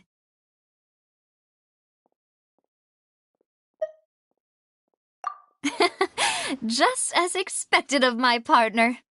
Since this is a trial about the serial disappearances case, the culprit's attention will be focused on Arrhenius, leaving his home base wide open. You're right. This is our best opportunity. All right then, let's do this. I'll stall them at the Opera House and charge Marcel as the true culprit. I won't have any chance of making that charge stick, though, unless we find more evidence. It'll be up to you to make it back in time and hand the decisive evidence to me. We'll help you, just like you helped us in Lenny's trial. Demoiselle, please allow us to accompany you. I'm ready. Ah, Malus, Silver, when did you two get here? We heard that you'll be leaving Poisson and figured that you might require our assistance. It's our hope that your confidence will be bolstered with the two of us by your side. Thank you so much. Then, let's make haste for Arrhenius. Paimon, Traveler, I'll see you at the Opera House. See you then!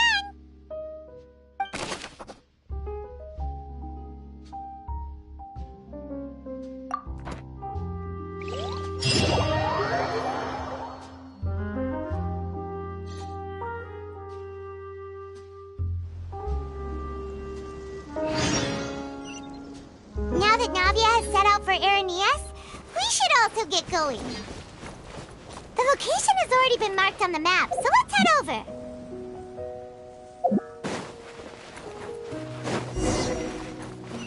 Huh. According to Malus's info, the synth production base is underwater. Let's go and try to find the entrance.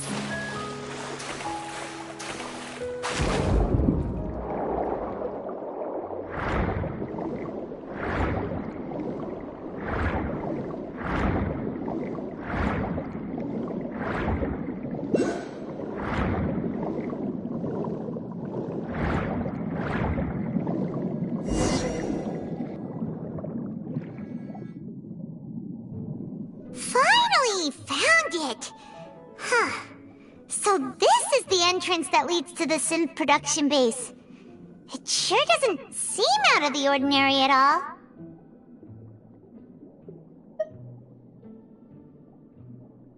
Ah, you're right. An important place like this is bound to have a ton of protective measures and mechanisms. Navia's probably arguing up a storm right now to stall for us.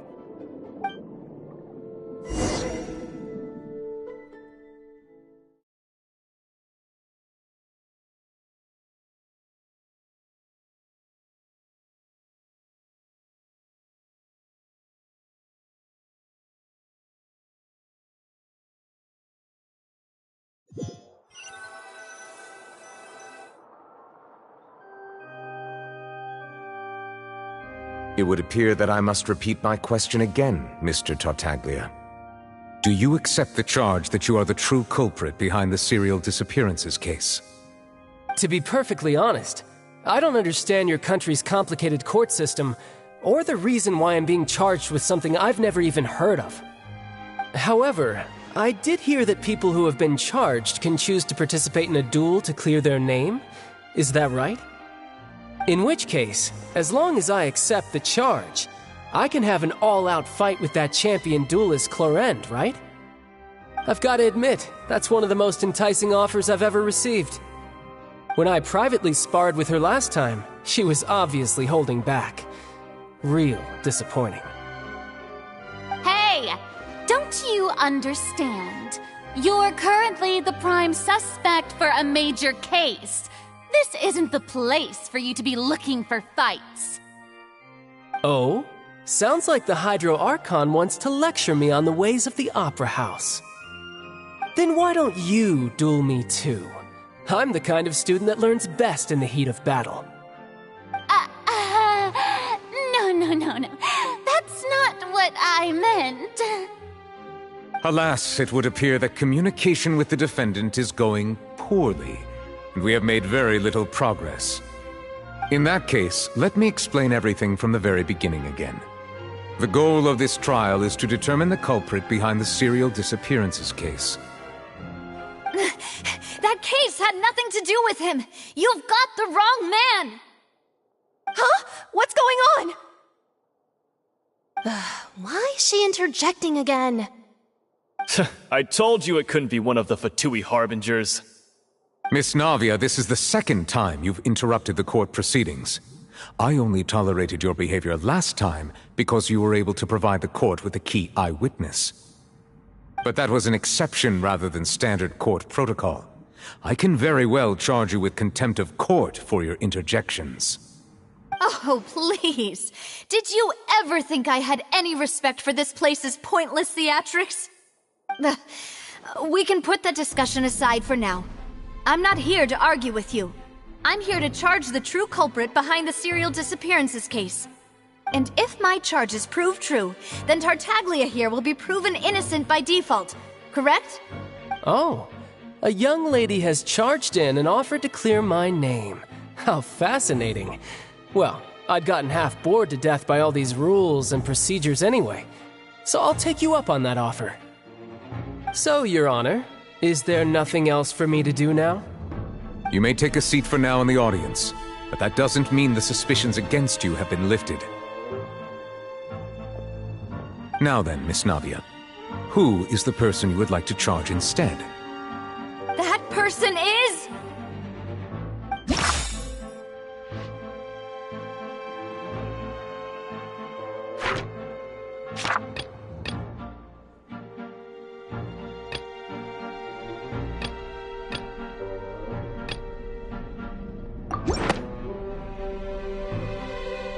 Marcel, the head of Confrérie of Cabrières! Huh? What Confrérie? Never heard of them in my life. I've heard of them, but weren't they Spina di Rosula's sister organization? Oh, is this going to be a friends to enemies type situation? Please let me remind you, Miss Navia, that charging someone is an incredibly serious matter. Committing to the charge also means taking on the legal responsibilities associated with it. And if the charge fails, depending on the circumstances, you may also be charged with the crime of making a false accusation. Knowing this, do you still wish to charge this man? Yes, I do. In that case, I declare the charge to be valid. Miss Navia and attorneys, please take your places on the court. Members of the guards, please contact Mr. Marcel right away so that he may stand trial.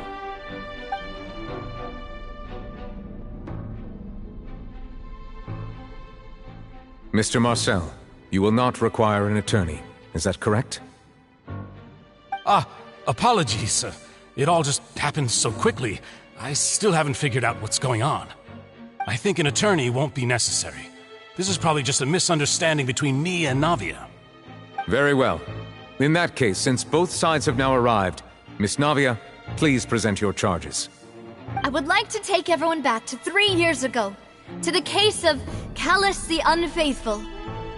Only through elucidating what really happened in that case can we connect all the dots for the serial disappearances case. Navia, do you really think that I was the one who killed your father? Come on, why would I do that? Callus was my benefactor, and remember, both you and I only ran to the scene when we heard the sound of a gun. If that's enough to make me a suspect, wouldn't that make everyone at that banquet a suspect as well? I think there's no point in getting into the specifics right now. The audience doesn't even have the big picture yet. Even I'm struggling to remember some details of that case. Exactly correct, Your Honor. I must refresh everyone's memory about that case before I can explain my charge and reasoning. I see. In which case, I will recount the findings about that case as originally recorded by Maison Gardiennage.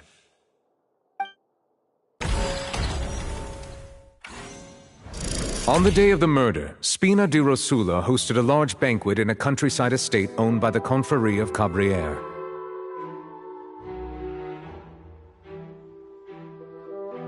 During the banquet, all attending guests heard 2 gunshots from the courtyard. When the guests arrived at the scene, they found the primary suspect, Callus, holding a gun, while his acquaintance, Jacques, lay dead from a gunshot wound. The guards' investigation did not recover any other firearms from the scene. As a result, they concluded that the suspect's first shot must have missed, while the second must have taken Jacques' life. The suspect did not dispute this conclusion, and also declined to defend himself in court. Instead, he chose to prove his innocence through a duel. Callus was defeated by champion duelist Clarand in the ensuing duel, and soon succumbed to the injuries. These are the known facts about the case.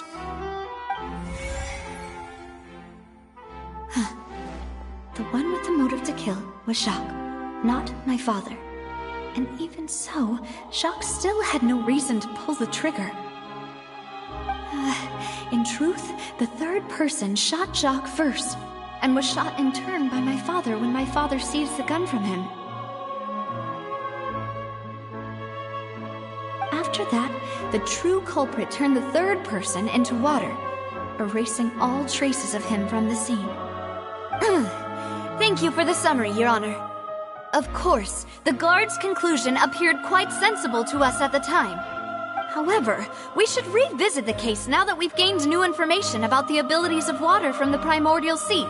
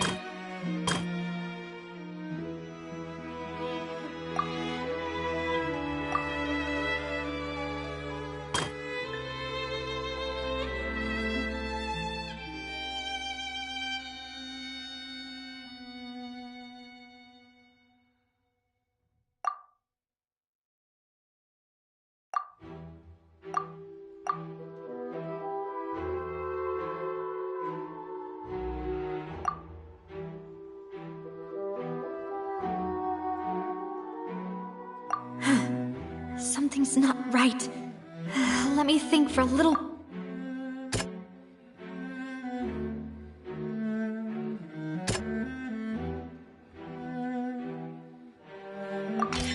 The testimony of the victim's family confirms that Jacques had thoughts of assassinating Callus when he set out for the banquet. However, in the end he reconsidered, and instead shared everything with Callus, hoping to seek the latter's protection. Unfortunately for Jacques, the true culprit had already considered this possibility, and had sent out another assassin.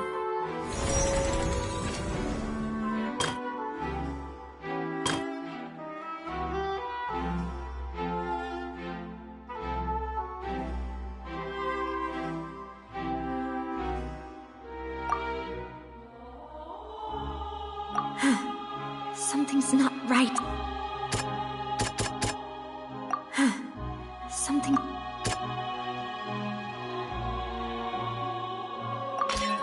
This assassin first shot Jacques, then turned to shoot Callus, only for Callus to wrestle the gun from him and kill him instead.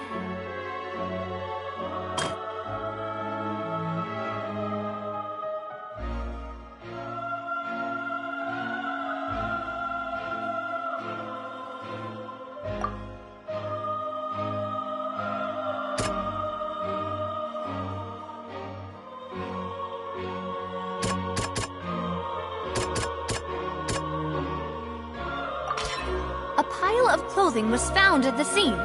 The guards once believed they were used by Jacques as a costume to disguise himself. But now, it is clear that the clothes were proof that there was a third person at the scene, and that they were turned into water after committing the murder. Since it was raining that day, the culprit was confident that they could use the rain to wash away all traces of their dissolved accomplice. Realizing this, the true culprit caused the hired assassin to dissolve into water, leading everyone to believe Callus was responsible for Jacques' murder. This is the true version of events.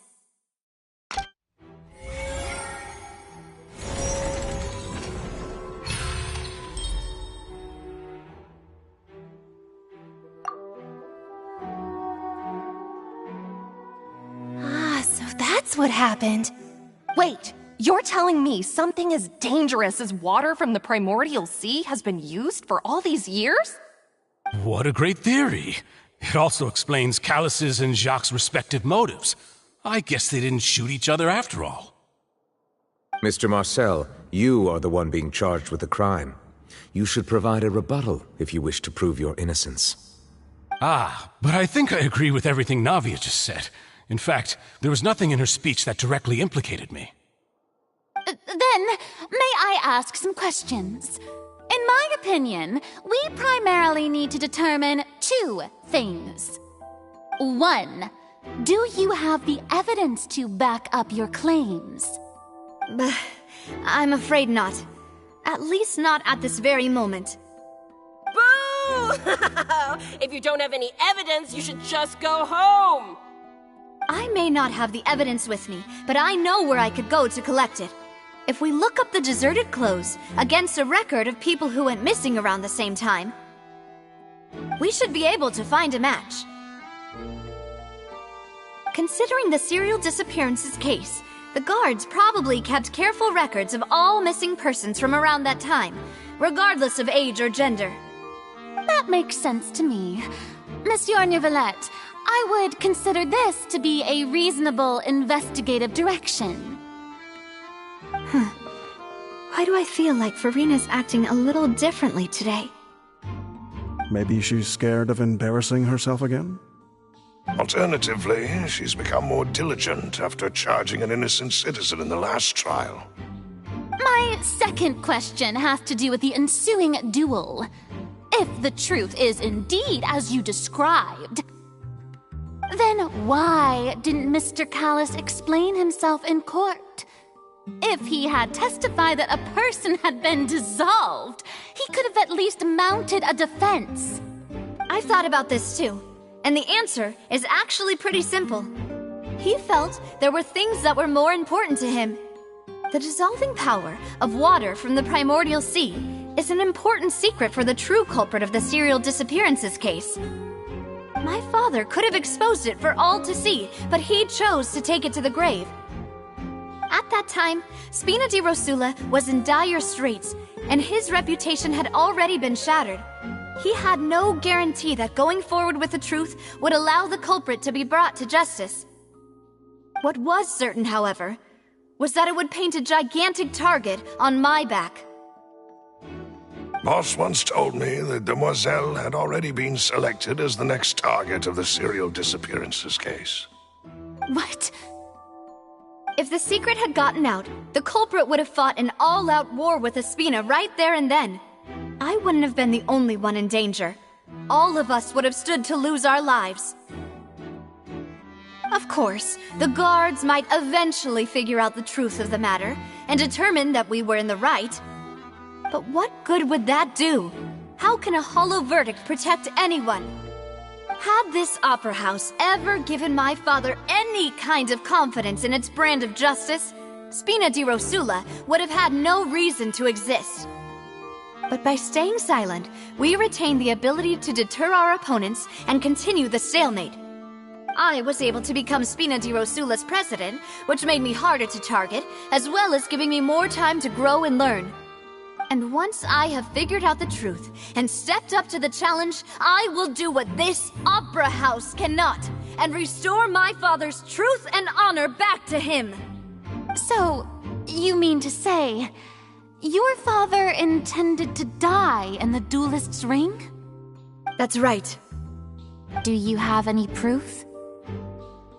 Of course. All you need is to ask his opponent, Clorand. I don't need your apology, your guilt, or your support from the shadows. You don't have to do anything for my sake. But since he entrusted his will to you, Clorand, you should tell us the truth about his sacrifice. So, during the duel, did you believe that Callus was intending to die? Yes, I did. As a champion duelist, I've fought many battles and taken a countless number of dishonored lives. In my line of work, I've seen all kinds of people give their all for the faintest hope to continue living. Some were determined, others passionate, and some even manic and twisted. Just one look and I can tell if a duelist is hoping to live or if they're looking to die. I hereby swear on my name and honor as a champion duelist that Mr. Callus never intended to leave the ring alive.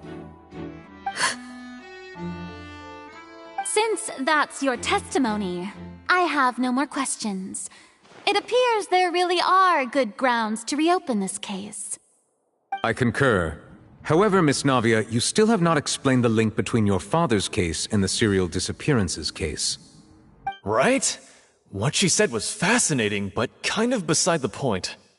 Wait, weren't they just talking about the serial disappearances case? Of course, Your Honor. The two cases are connected via a matter of timing. In my father's case, the culprit intended to kill both Jacques and Callus. As a result, they planned to act after hearing 2 gunshots. And, at the end of Linny's trial, the culprit also only dissolved the victim in front of everyone because they realized they were at risk of being identified. The culprit could only time their actions so precisely if they were already at the scene. Coincidentally, Marcel attended both the banquet and the trial. So that's why you suspected me. Even after hearing your reasoning, I still can't help but find it a little preposterous. I'm used to it, though. You've always been an impulsive and sentimental child, Navia. It's one of your most endearing traits. No need to appeal to pathos. I won't try to refute your points one by one, but even if everything you just said was true, can you prove that I was the only person present at both events? On top of that, does a person have to be physically present to control the timing? Can't someone remotely monitor the place? I don't know what she can say to that. I know that even with that, you might still think you can reduce the list of suspects with some further investigations, until I'm the only one left on the list. Alas, who won't feel at least a little hurt by an accusation of murder from a girl you see as your own daughter? But if I were to dismiss this completely, you'd also think I'm not being considerate of your feelings. Ah well, Let Uncle Marcel teach you another lesson. Do you know what the biggest flaw in your reasoning is? I suppose you're gonna tell me anyways. It's timing again. I'm a businessman by trade. From that standpoint, there's no reason for me to kidnap young women. It's a high-risk action with nothing to gain. In addition, I left my home in Snezhnaya when I was young to come to Poisson and work in some trade. My business only thrived when I received Callus's patronage. But the disappearances began before I ever stepped foot in Fontaine. I do apologize, Demoiselle. This was my mistake. No, it's not your fault. I'm sure he had come prepared. Is there anything else you'd like to say? Would you like to check the date of my first business license against the first known case of the serial disappearances? You can also take a look at my border entry records, or ask my friends and family when I left Snezhnaya for the first time. Could those records and testimonies do something to appease the unspeakable anguish in your heart? Seems like she got the wrong guy. At this rate, Navia will be convicted for falsely accusing him. I think you've done a superb job of dissecting your father's feelings as he neared the end of his life. But aren't you going against all of his wishes and expectations right now? He wished for you to become more rational, collected, and conscientious, instead of dwelling only on your own feelings. Once you've learned to be more considerate of others' feelings, and to stop rushing headlong into things, you'd have met most of his expectations. This isn't just about me, and it never has been. The biggest difference between me and the rest of the victims is that I still have the ability to search for the truth, while that same agency has long been taken from them. The people whose families were destroyed by synth abuse, the people who lost their loved ones to the serial disappearances, and the people who suffered tragic ends due to their sense of justice. Many people's images are flashing before my eyes. I'm sure some are coming to those of you in the audience as well. And whose image do you see, Marcel? Is it a man named Vacher? Oh, so you do know that name. I'm merely surprised you'd suddenly say the name of someone I've never even heard of. I was waiting for you to say that.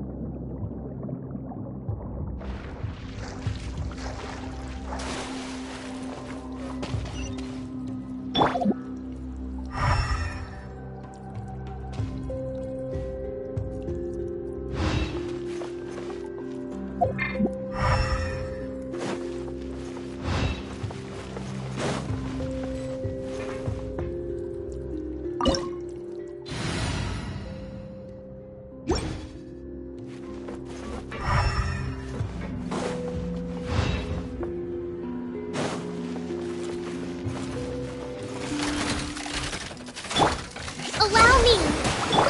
Stay put! Our bond is strong! Go get him, Uruguay!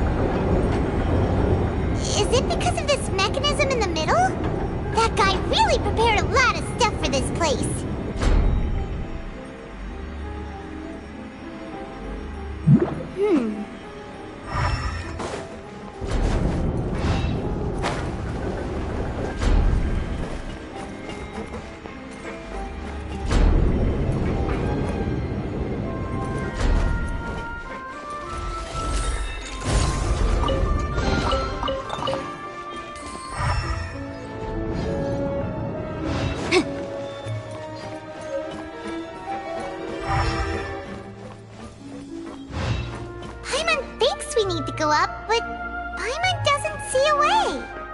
Let's take a look around. Maybe we'll find a hidden mechanism that'll show us the way up.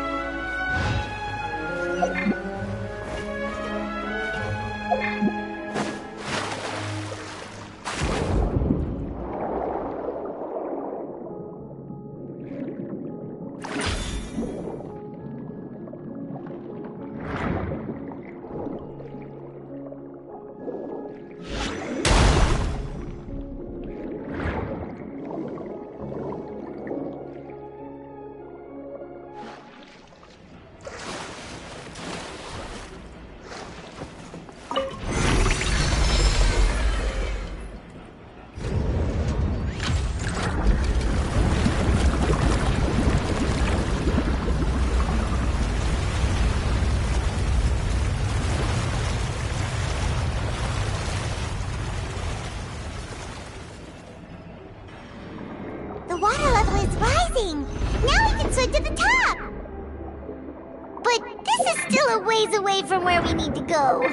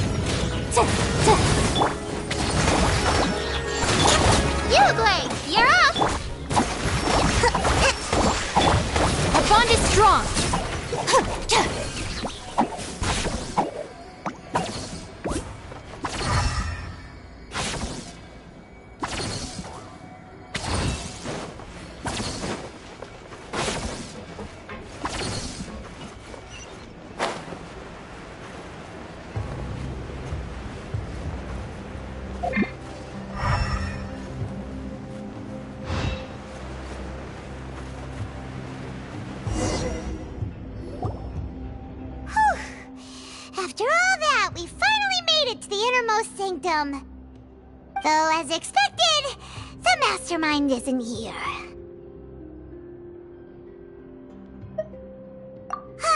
That's right. Then let's hurry up and find some evidence so we can get back to the Opera House and help Navia!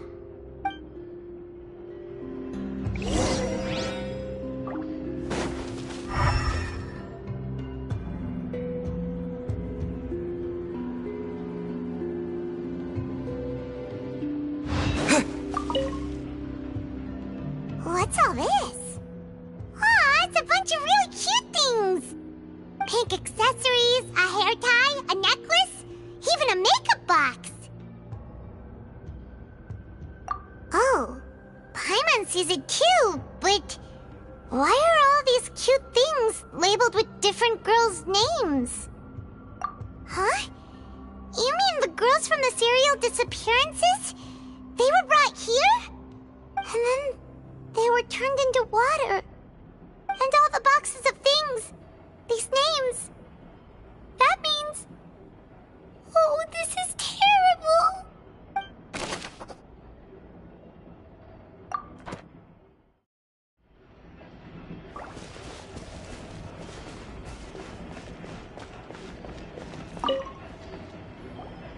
Whoa!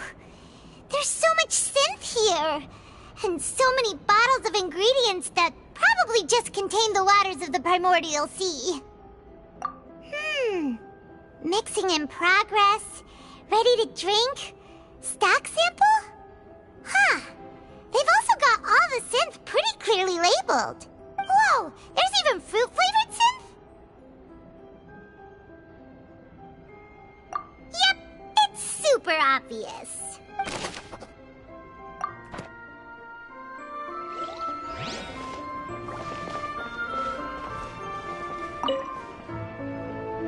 What's this over here?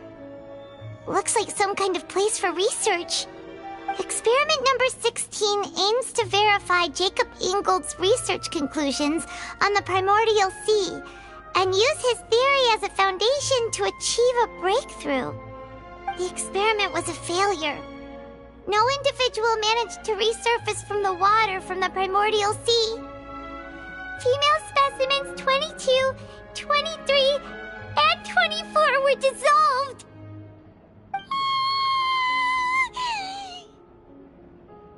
Sorry, Traveler. Paimon will try her best. It's just that Paimon's never read something so scary before. How can someone write something that terrible in such a matter-of-fact tone? You read the rest. Paimon's too scared to keep going.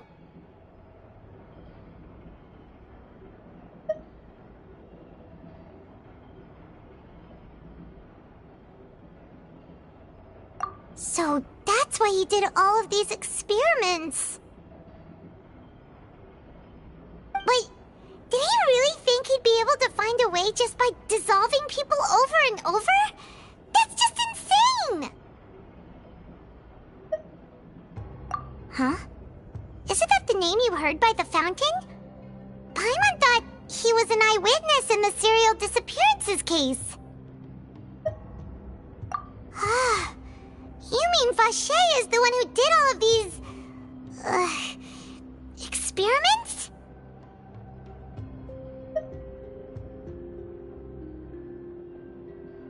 So that's it! Vache was no victim, but personally took his lover and... No, that's not it either! If that's the case, why would he want people to resurface from the water? In any case, Paimon will write it all down.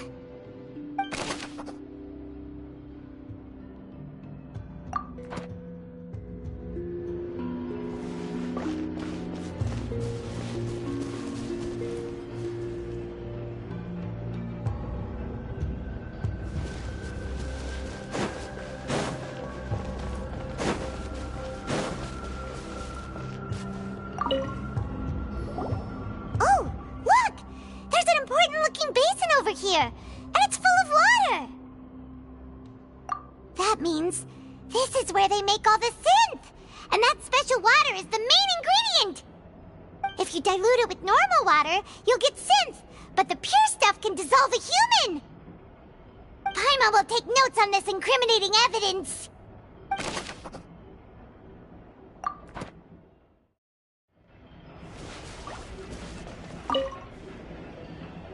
Let's see what's written here. Nothing escapes Detective Paimon's eyes. Callus. Navia's father. Oh, this seems to be an investigation report on him.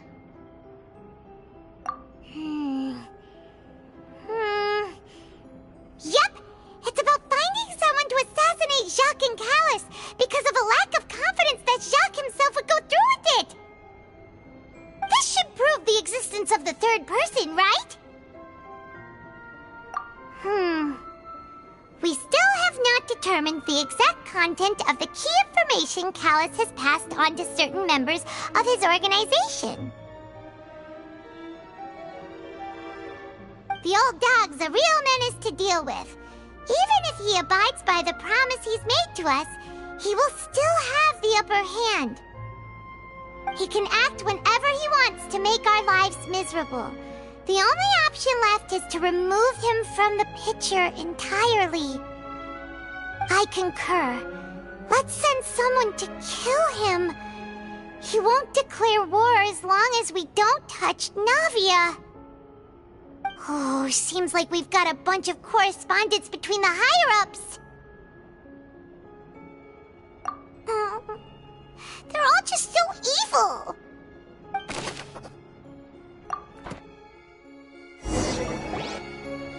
We've looked at almost everything here, and it seems like our theories were spot on. But... yeah, we haven't found anything that reveals his true identity. No wonder even Neuvillette wasn't able to find anything. Whoever it is probably destroyed everything to do with that name a long time ago. That way, even if we bring all this back to the opera, we won't be able to identify the true culprit. Sure thing. Paimon won't admit defeat to this guy either.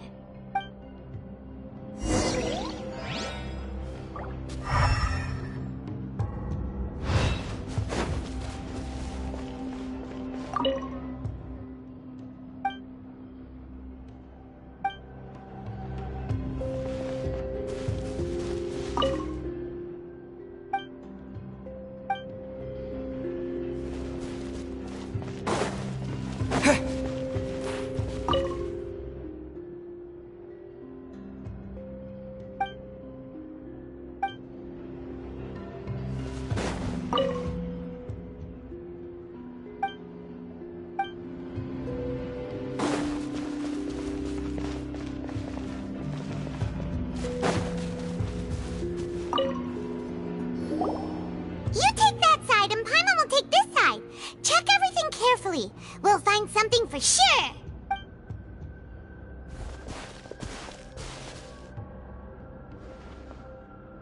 Ugh. Nothing at all. And Paimon can't even find snacks either. Whoa, really? Let Paimon see. Vinier. Isn't that Vache's lover's name? Then you found her diary. Let's see. Aw, it's just a normal diary chronicling their love story. She was so sweet, too. Oh, Paimon feels even worse for her now.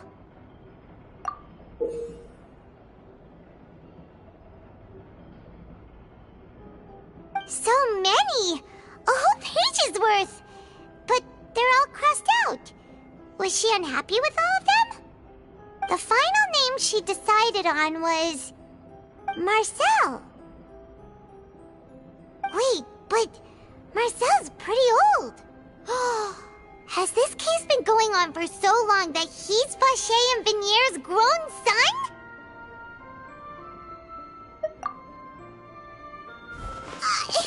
Hey! Paimon still hasn't figured it out yet.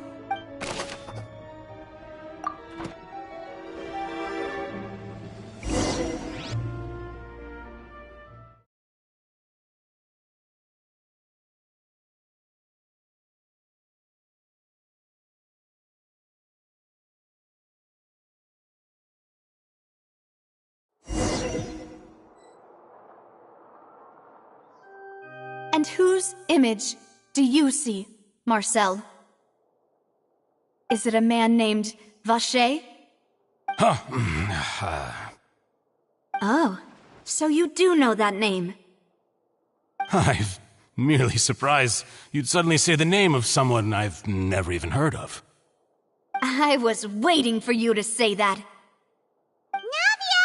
We're back! As expected of my partner. I just knew you'd return in the nick of time. Just how often do you intend to flout the rules of this court? It's all right, Monsieur Nervalette. Given their confidence, I expect they've found the crucial evidence.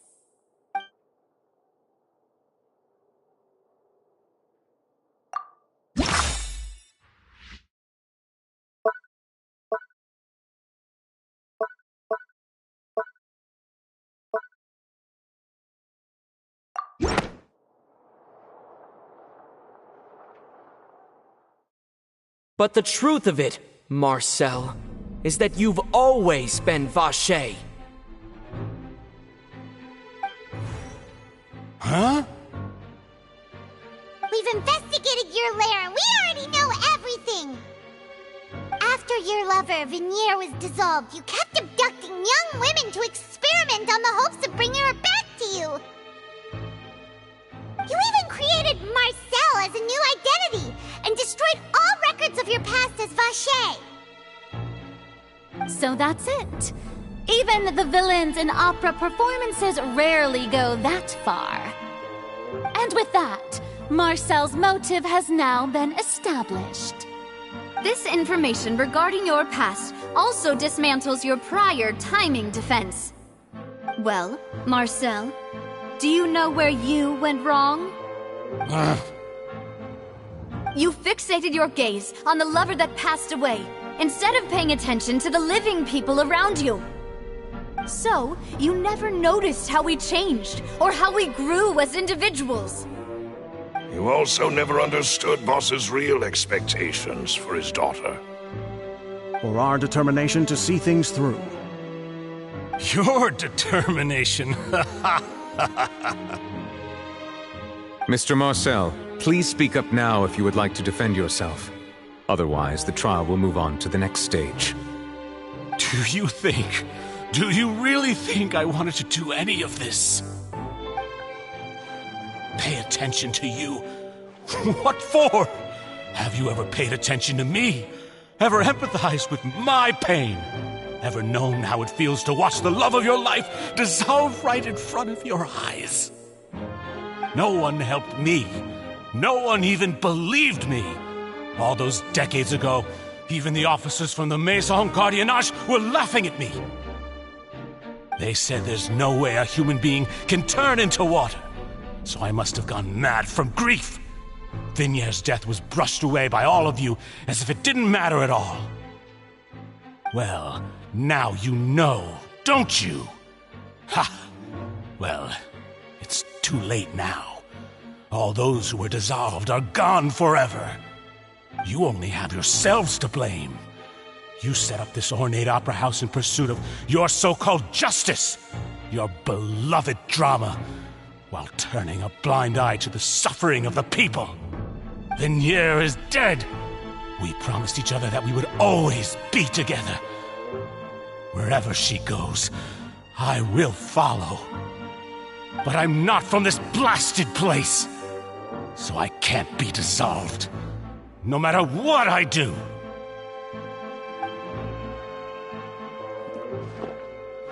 Hey, is that water from the primordial sea that he's drinking? I can't dissolve! Can't dissolve! Can't dissolve! Do you all see? I can't go! I can't follow! So if I can't go where she is, what choice do I have but to try to bring her back? I did all of that, and in the end, that accursed Callus still got the better of me. I spent my entire life living on pins and needles, only to get stabbed by his idiot daughter at the very end. The suspect is exhibiting signs of mental distress. Guards, please restrain him. Don't touch me! Don't anybody come near me! I still need to save Vignere. I promise. We made a promise. Vignere. Vignere! Please, Vignere. Don't think badly of me.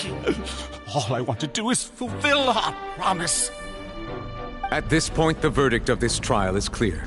With Mr. Marcel's conviction, the charges against Mr. Tartaglia no longer have any basis.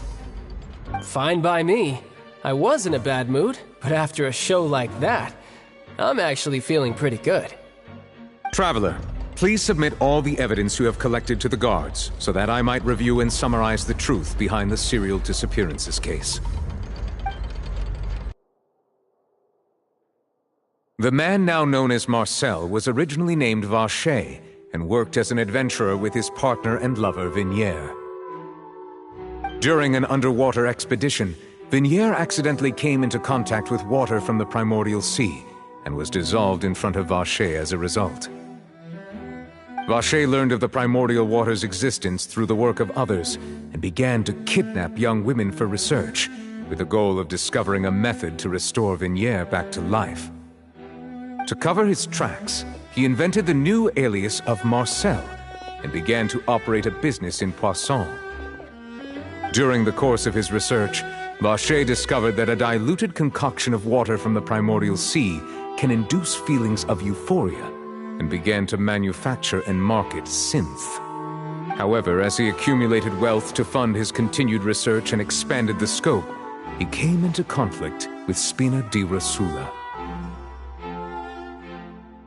After exchanging blows with Spina di Rosula for many years, Vacher decided to assassinate their president Callus at a banquet. Although the assassination did not go as Vacher expected, he was able to turn Callus into the murder suspect by dissolving the assassin he sent to the scene. And just recently, Vacher attempted to frame Linny as the culprit of the serial disappearances case, using a similar method.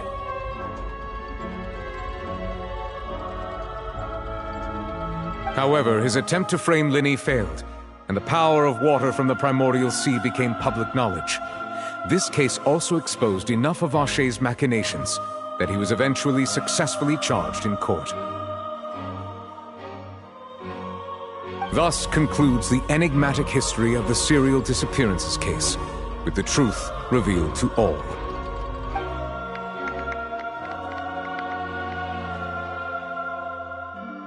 The Oratrice will now deliver the final verdict regarding the charges against Mr. Vacher.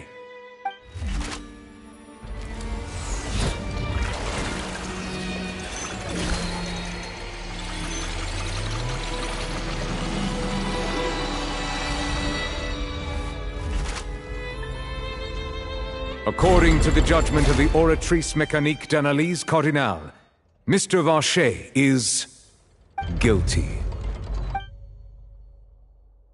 Guards! Take Vacher away. Good. It's what he deserves. With that, the serial disappearances case is over now. We really just witnessed history. Who would have thought the true culprit would be such a polite and well-spoken guy? Yippee! We helped Navia bring the bad guy to justice! He's hurt so many innocent people and now he's finally getting what he deserves! Huh? Are you okay? Demoiselle, you were absolutely brilliant. The day our late boss had always hoped for has finally come. You can rest easy now, knowing justice has been served. Yeah. It's finally over. It's all thanks to you guys. And my partner. See, Papa? Spina di Rosula's still doing well with me at the helm. Well now, hasn't this been a most delicious piece of drama? The villain has been caught, justice has been served, past wrongs have been righted, and it's a big ol' happy ending. Since it's been such a great show, I'll just let the false accusations against me slide. Either way, I've still got some business to attend to. So, if you'll excuse me... Please wait just one moment, Mr. Tartaglia. What now? None of this has anything to do with me. According to court protocol, since this trial was initiated due to a charge against you, a verdict must also be made regarding the initial charge before the trial can conclude. Oh, come on. Is this really necessary? Haven't you already caught the real criminal? Isn't it time for side characters like me to exit stage left? Please respect the laws of Fontaine.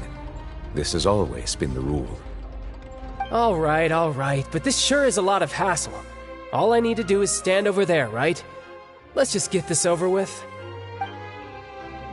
Through evidence presented in the public trial that was just held, it has been established that Mr. Tartaglia has no direct connection to the serial disappearances case. The guilty party has been identified, and thus it is logical to suppose Mr. Tartaglia is innocent of the charges. We now turn to the Oratrice Mécanique d'Analyse Cardinale to render the final verdict on the charges.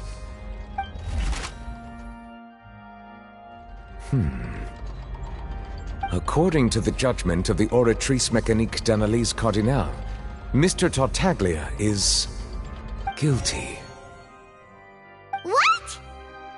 Hey! That's not funny! Didn't you just say I'm supposed to be innocent? What's with this verdict? Is your justice machine malfunctioning? Huh? This has never happened before. The Oratrice actually returned a different verdict from the Chief Justice. I mean, have you ever heard of an innocent Fatui Harbinger? Do you think the Oratrice might have just convicted him on general principle? But weren't the charges about the serial disappearances case? No matter what else he's guilty of, it shouldn't affect the verdict in this case, right?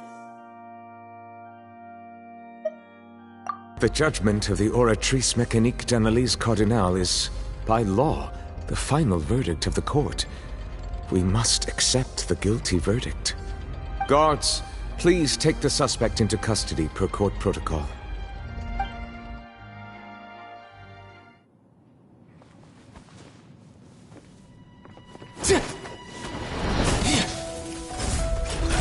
So this is how justice is done in Fontaine.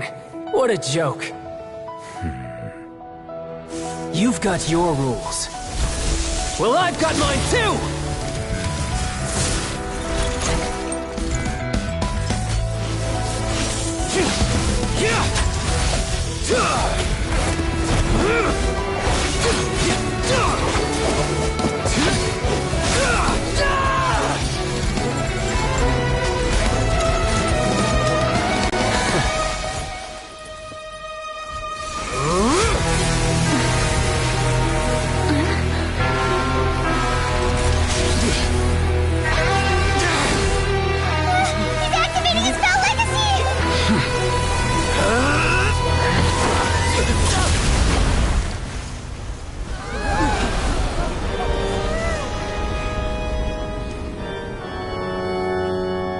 I am sorry. If you have been wronged, we will find the truth. But the rules of the court must be upheld.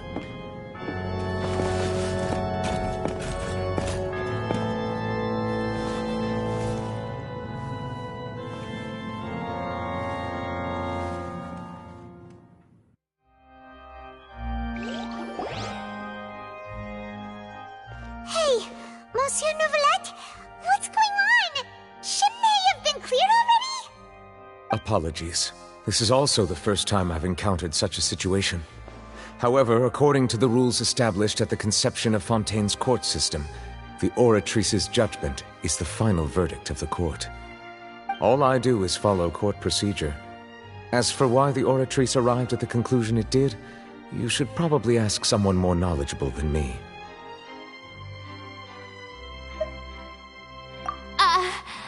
Why are you looking at me? I had nothing to do with it! I don't know what happened there either! Hey, stop staring at me! What does Lady Farina mean by that? She says she has no idea either? But that's impossible. Didn't she create the Oratrice herself? Yeah, so are the verdicts reliable or not? Can results like this really be called justice?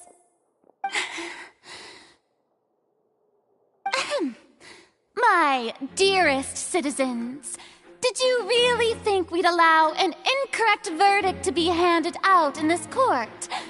Did you really believe that the judgment could be mistaken or be the result of some sort of random mishap? Don't tell me you thought even I had been blindsided by the Oratrice's result. But the way she looked just now, it was pretty obvious she had no idea what was going on. However, given the state of things, I shall give you an explanation. Everything that just took place, including my supposed shock and bafflement, was a part of an elaborate performance, with every action meant to stir up drama and excitement. And, of course, for every performance there is a script. Everything has unfolded exactly as I expected from the very beginning. As the embodiment of the very concept of justice, the Oratrice shall never render an arbitrary judgment! If you thought Child had nothing to do with the serial disappearances case, it is only because you've been blinded by the superficial appearance of innocence. Everything he's done, not to mention the danger he poses, are beyond ordinary comprehension and completely unforgivable! All shall be revealed in time. You will come to understand my noble intentions, as well as the absolute correctness of the Oratrice's verdict.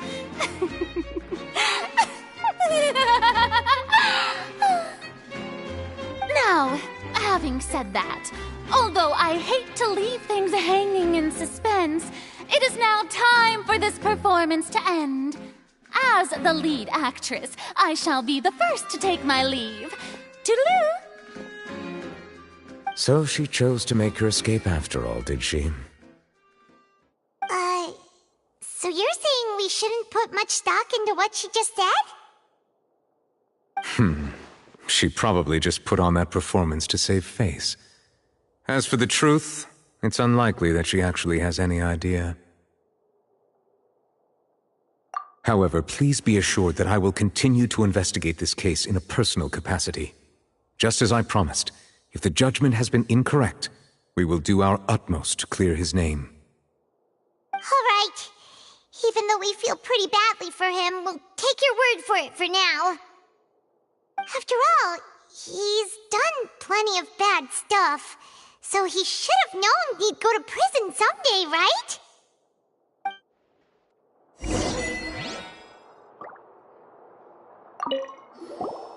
Oh, Monsieur Nervalet! That power you showed when you took him down. Who are you really? I'm the Chief Justice of Fontaine, of course. If officers of the law lack the strength and capability to enforce it, then it makes a mockery of justice.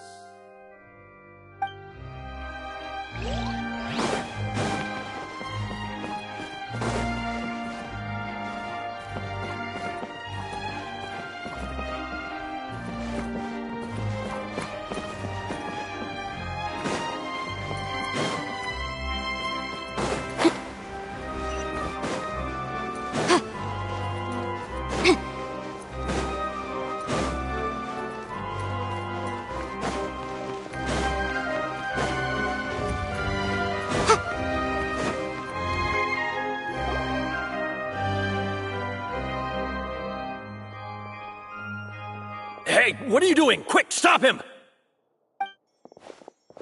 Traveler! Hey! Traveler! Marcel! What are you doing over here?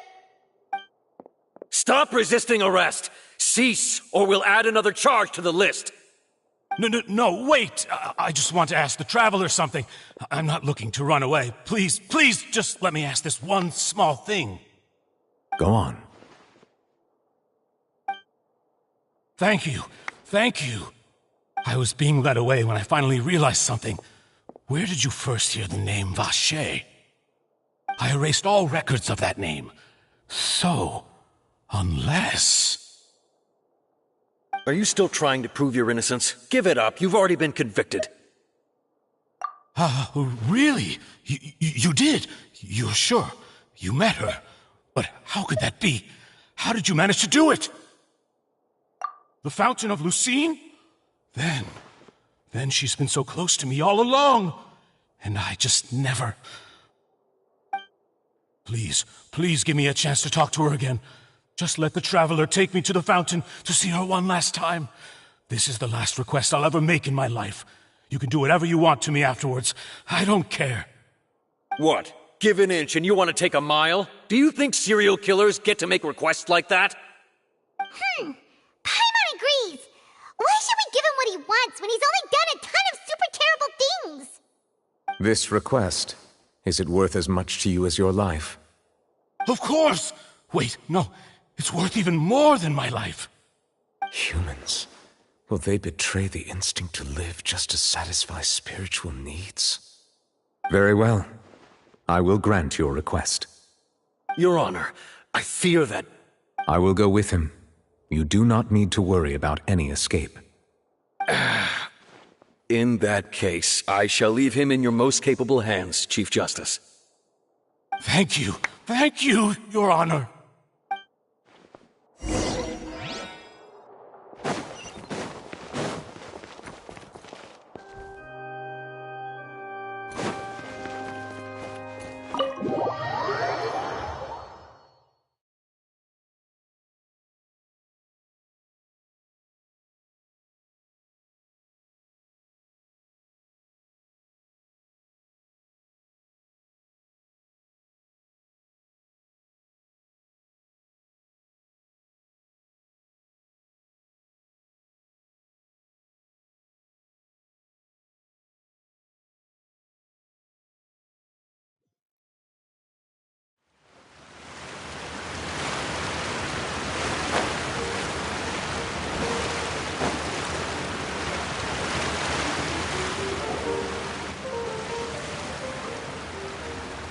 Is this the place? You said she's here, but what do I need to do to see her?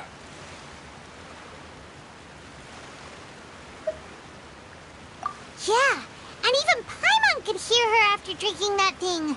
Didn't you just drink a lot of it on the stage as well? Oh, in that case... Vache! Ah! Yes, that's it! So you heard it too! Vinier, it's me! It's me, Vache! Vache? Vache! I'm here! Where are you, Vinier? I'm coming for you. I'm finally here for you. Hey, wait! Be careful! Hey, wait!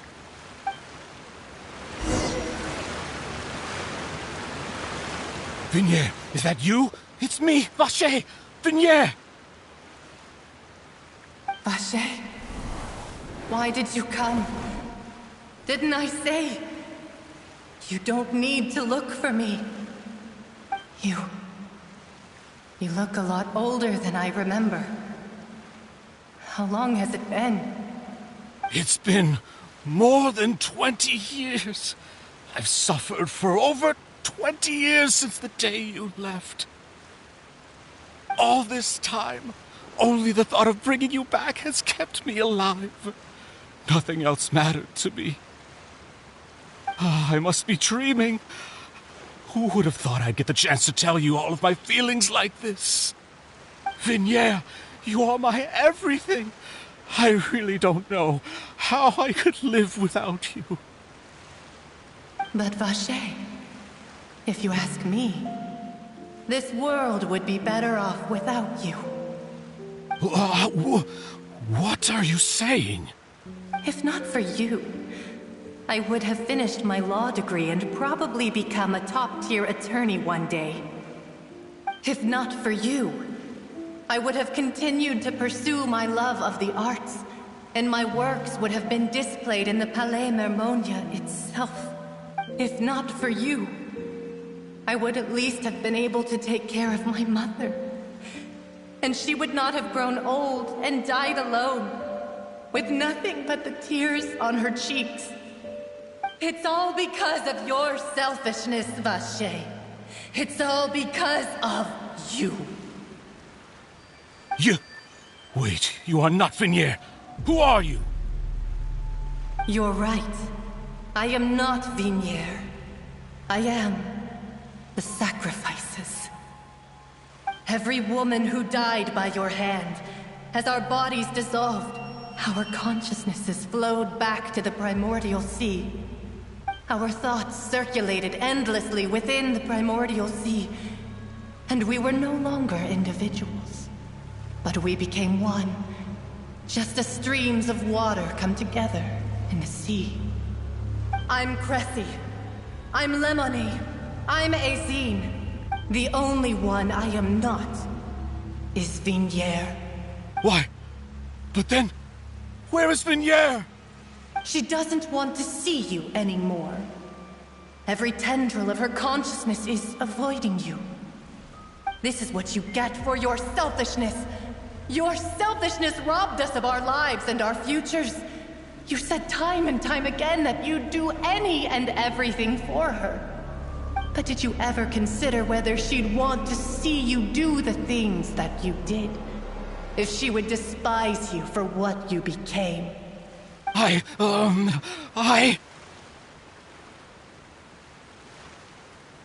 You are a liar, a heartless murderer, and a cowardly narcissist.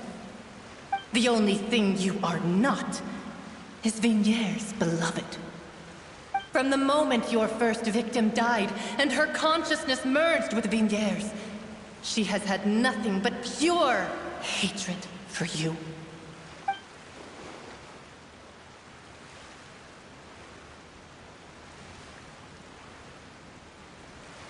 No! Vignier! She can't hate me. Let me see her, please. Have mercy.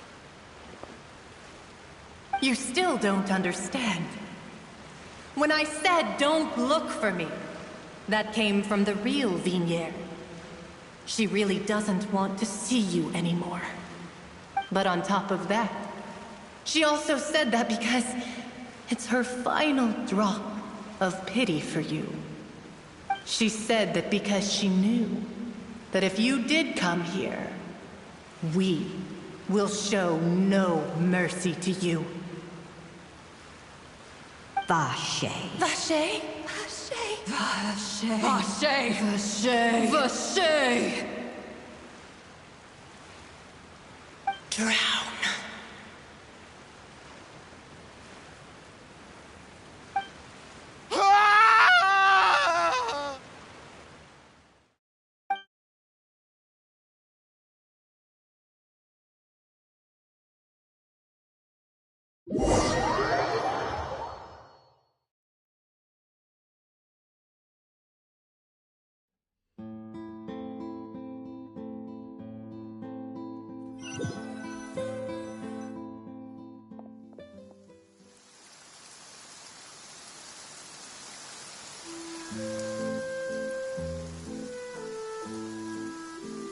Finally, we have some time to do shopping. Gosh, it's really been a long time since we've been able to relax. Well met, partner. I knew something great was going to happen when I woke up in such a good mood today. Even this weather can't put a damper on the demoiselle's mood. It's a pleasure to see you both again. Oh, hey, Navia! It's been a few days. Paimon's already started to miss you. Oh, now that I believe. I'm easy to work with and always bring home the bacon. Who wouldn't treasure having a partner like me? Sounds like you're really enjoying life these days, Navia. What have you been busy with since the trial? It's just been one thing after the other. I've been making non-stop trips between Poisson and the courts in Sen. Everyone from Spina di Rosula organized a memorial for my father. We never held a memorial when he first died, since everyone knew that even if we held one back then, no one was going to come. This time, though, everyone in Poisson, and even many people from the court, all attended.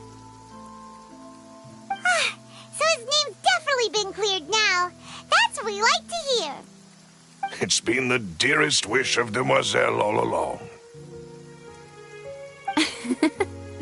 That blasted stubborn fool. I was right to put my faith in him. I'm so glad I didn't give up on the case all those years ago. Oh, by the way, I ran into Charlotte just after I left the memorial service. Well, maybe it'd be more accurate to say I knew she would be there, and there was no way she'd just let me go. Huh? So you know Charlotte too? The Charlotte? Journalist from the Steambird? Yeah, way back when I first became the president of the Spina di Rosula, she was all over me. Wouldn't take no for an answer. I believe the story was called The True Heart of Darkness, Secret Tales of the Yellow Rose. To be fair, though, it was a really flattering feature. So, we've been on pretty good terms ever since. She was trying to lean on our friendship to get me to do an exclusive piece on the serial disappearances case. Oh yeah, she told us about that. She's always been super interested in that case, so now her wish has finally come true too.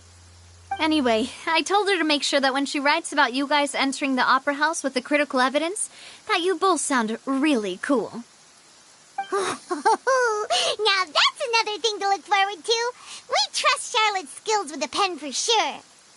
Oh, and in other news, I also took Clarand out for a meal. Oh, are you two on better terms now? While you were investigating Vache's headquarters, Clarand gave testimony on my father's behalf. It was thanks to her that we were able to turn the tide. I wanted to thank her. I mean, there's also no point in being awkward all the time, so we took the chance to reconcile with each other. Oh, that's great. Paimon also thought Clarand wasn't actually a bad person. It's always good to have more friends. Anyway, now that the case has finally been solved, perhaps it will slowly begin to fade from the public consciousness. Oh, actually, there's still one last thing I need to do. What is it? I should pay a visit to my father's grave and tell him the truth of what happened, as well as how it all ended. And on top of that, just how much people still look up to him, to this day. That includes me, too. Miss Navia. Indeed. We want to go too! We also think Callus is a really admirable person. Sure thing. I'd like you two to share the moment with me. After all, without you, there might not have been such a positive ending. And in that case, everyone, let's be off. Considering the recent weather, we'll be lucky if we can reach Poisson before dark. Yeah, you're right. It's been raining non-stop for a few days now.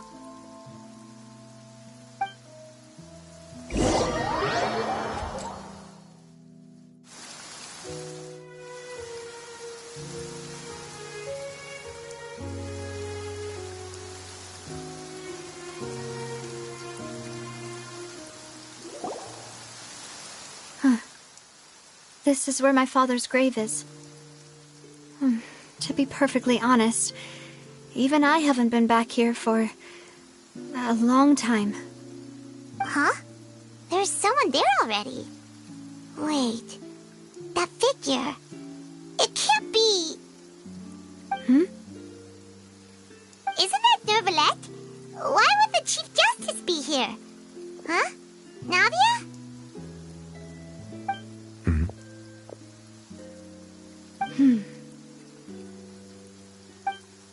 My apologies.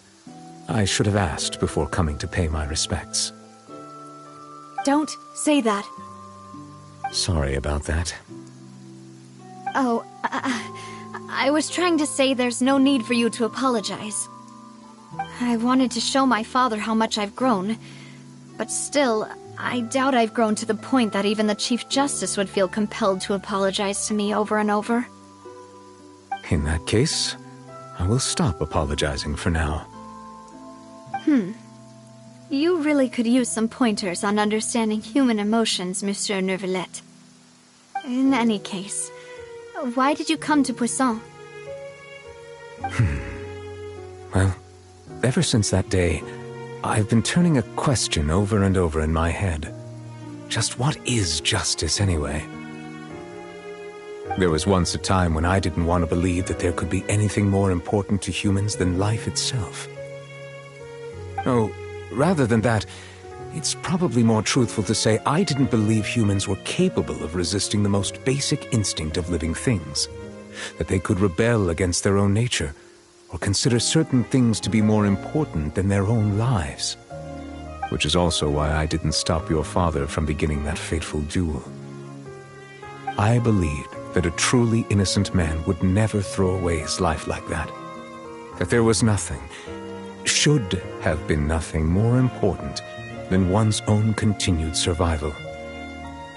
But Mr. Callus proved me utterly and decisively wrong. If not for his sacrifice, the serial disappearances case would have remained unsolved to this day. Mr. Callus made the choice he did for his daughter, for his associates, and for many people completely unrelated to him. And in the end, from a certain perspective, one could say that he did it all for the sake of justice. A justice that's higher than life itself. So, you asked me why I came here. I just wanted to say my apologies to Mr. Callus in person. I should have noticed all of this much sooner. This regret has filled me with a sadness that has haunted me for days. That high and mighty chair in the opera Epiclese indeed insulates one from many important things. Spina di Rosula, thank you so much for your hard work and perseverance. I'm sorry for being mad at you before. So, you're actually one of those types that's cold on the outside, but pretty thoughtful on the inside, huh? That reminds me of Silver, one of my guys. Sorry about that.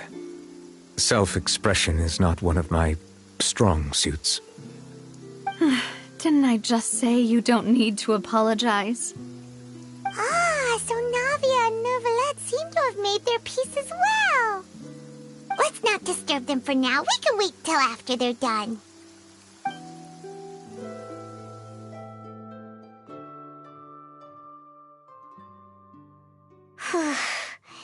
Paimon's never paid respects at someone's grave before. Did Paimon do anything rude there? Huh? Oh, Paimon didn't know that was a thing. But Paimon doesn't know what she would do if she can't fly. Oh no. Paimon hopes Miss Navia won't be too mad. Anyway, Neuvillette is still standing around there. It's not often that we can catch him alone like this, so why don't we go talk to him for a bit? If we can't talk to Lady Farina, we can at least talk to him, right?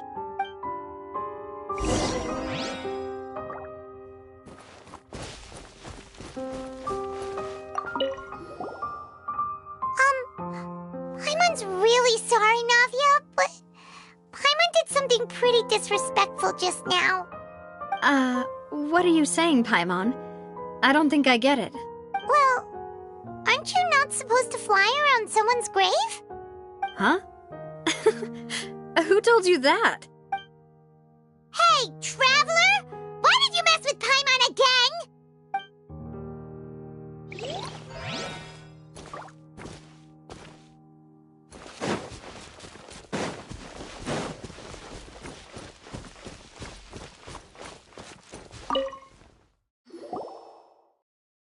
Oh, it's you two. Did Miss Navia invite you to come pay your respects to her father? Mm-hmm. We ran into Navia on the streets today, so we just followed her here. I see. Then is there something that I can help you with? Well, it's pretty hard to run into you like this since you're usually super busy. So we figured we could try to ask you a few questions, if that's okay. Please feel free. Though outsiders, you helped us solve one of the greatest mysteries in Fontaine, and it would be my pleasure to return the favor. So, at court, the bad guys referred to that special water as water from the primordial sea, but what is it really? Truthfully, that name is already quite accurate. I can only surmise that Vacher and his ilk only learned of its nature and existence after extensive research. There used to be a special sea on the surface of this planet. The nature of its seawater was rather different from that of the sea we know today. Most of Tevat's life forms were first born in that special sea. You could say it nurtured much of the life on this planet. Huh. So it really was where everything began. It makes sense to call it primordial then. But today, the primordial sea no longer exists on the planet's surface. What Vacher discovered must have been some kind of special case, or a remnant from a truly ancient age. Huh. So that's how it is. Oh, you really know everything, Monsieur Neuvillette.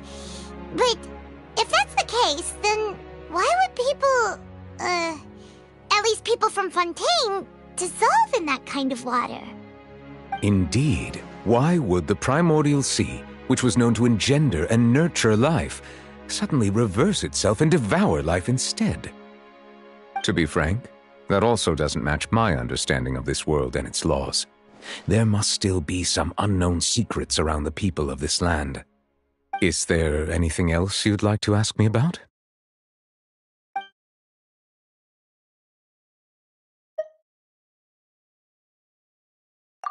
That the sea levels will rise and everyone will be dissolved in water, leaving Farina crying alone on her throne, but the sins of the people will be finally washed away for good.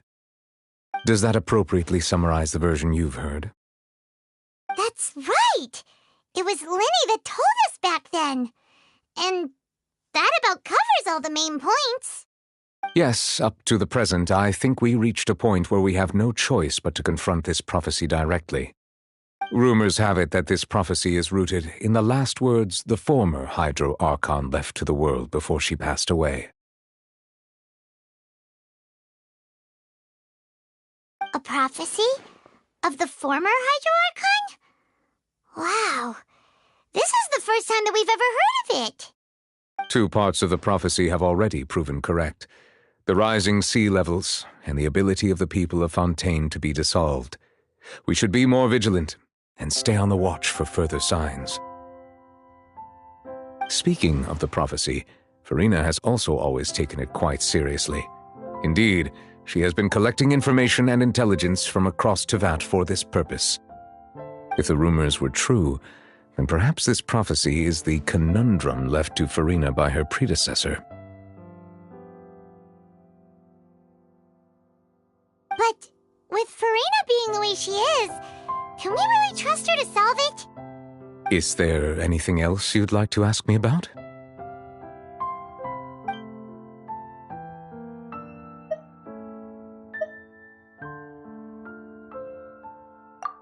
My apologies. My investigation has still not reached its conclusion. However, I still believe the judgment of the Oratrice was not rendered arbitrarily. Huh? But you also said you thought he was innocent. For many years, I have been quite aware that the Oratrice does not simply mechanically repeat the verdict that I give on each case. As a divinely created mechanism, the people's unified faith in the concept of justice is integrated into it. Not only can it produce the incredible power of indemnitium, but it likely also possesses other traits, such as self-awareness. Which is all to say, I have been prepared for a situation like this for a long time. So when Lenny told us that he heard a human voice from the room where the Oratrice's core is stored... I was not aware such a thing had occurred. Perhaps that could serve to prove my conjecture. I will add that to the list of items to investigate. In any case, I am inclined to believe that the Oratrice does have a methodology all its own. We just do not have enough information. Based on Farina's reaction, I doubt even she had any idea what was going on. She managed to bluff her way through it, though, with her time-tested twin tricks of bravado and drama. While we do intend to get to the bottom of this, for now, we regret to say that the Fatui Harbinger will just have to bide his time in the fortress of Meripede. If we did incorrectly convict him of crimes he did not commit, we will most certainly compensate him to the fullest extent allowed by the law. If you ask Paimon, the only compensation he'll want is a no-holds-barred fight with you. Is there anything else you'd like to ask me about? Your sibling, another blonde-haired traveler. I'm sorry, but I've never seen anyone who matches that description. If she ever stepped foot in Fontaine, I'm sure she followed our laws to the letter, and had no reason to appear on the stage of the opera Epiclese. Is there anything else you'd like to ask me about?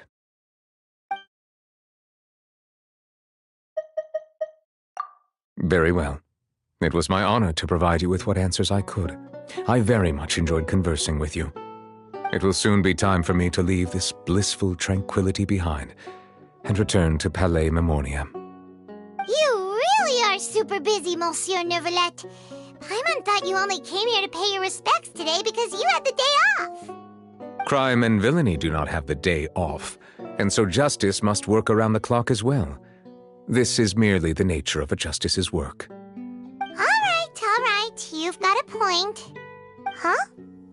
Paimon just noticed that the rain has stopped.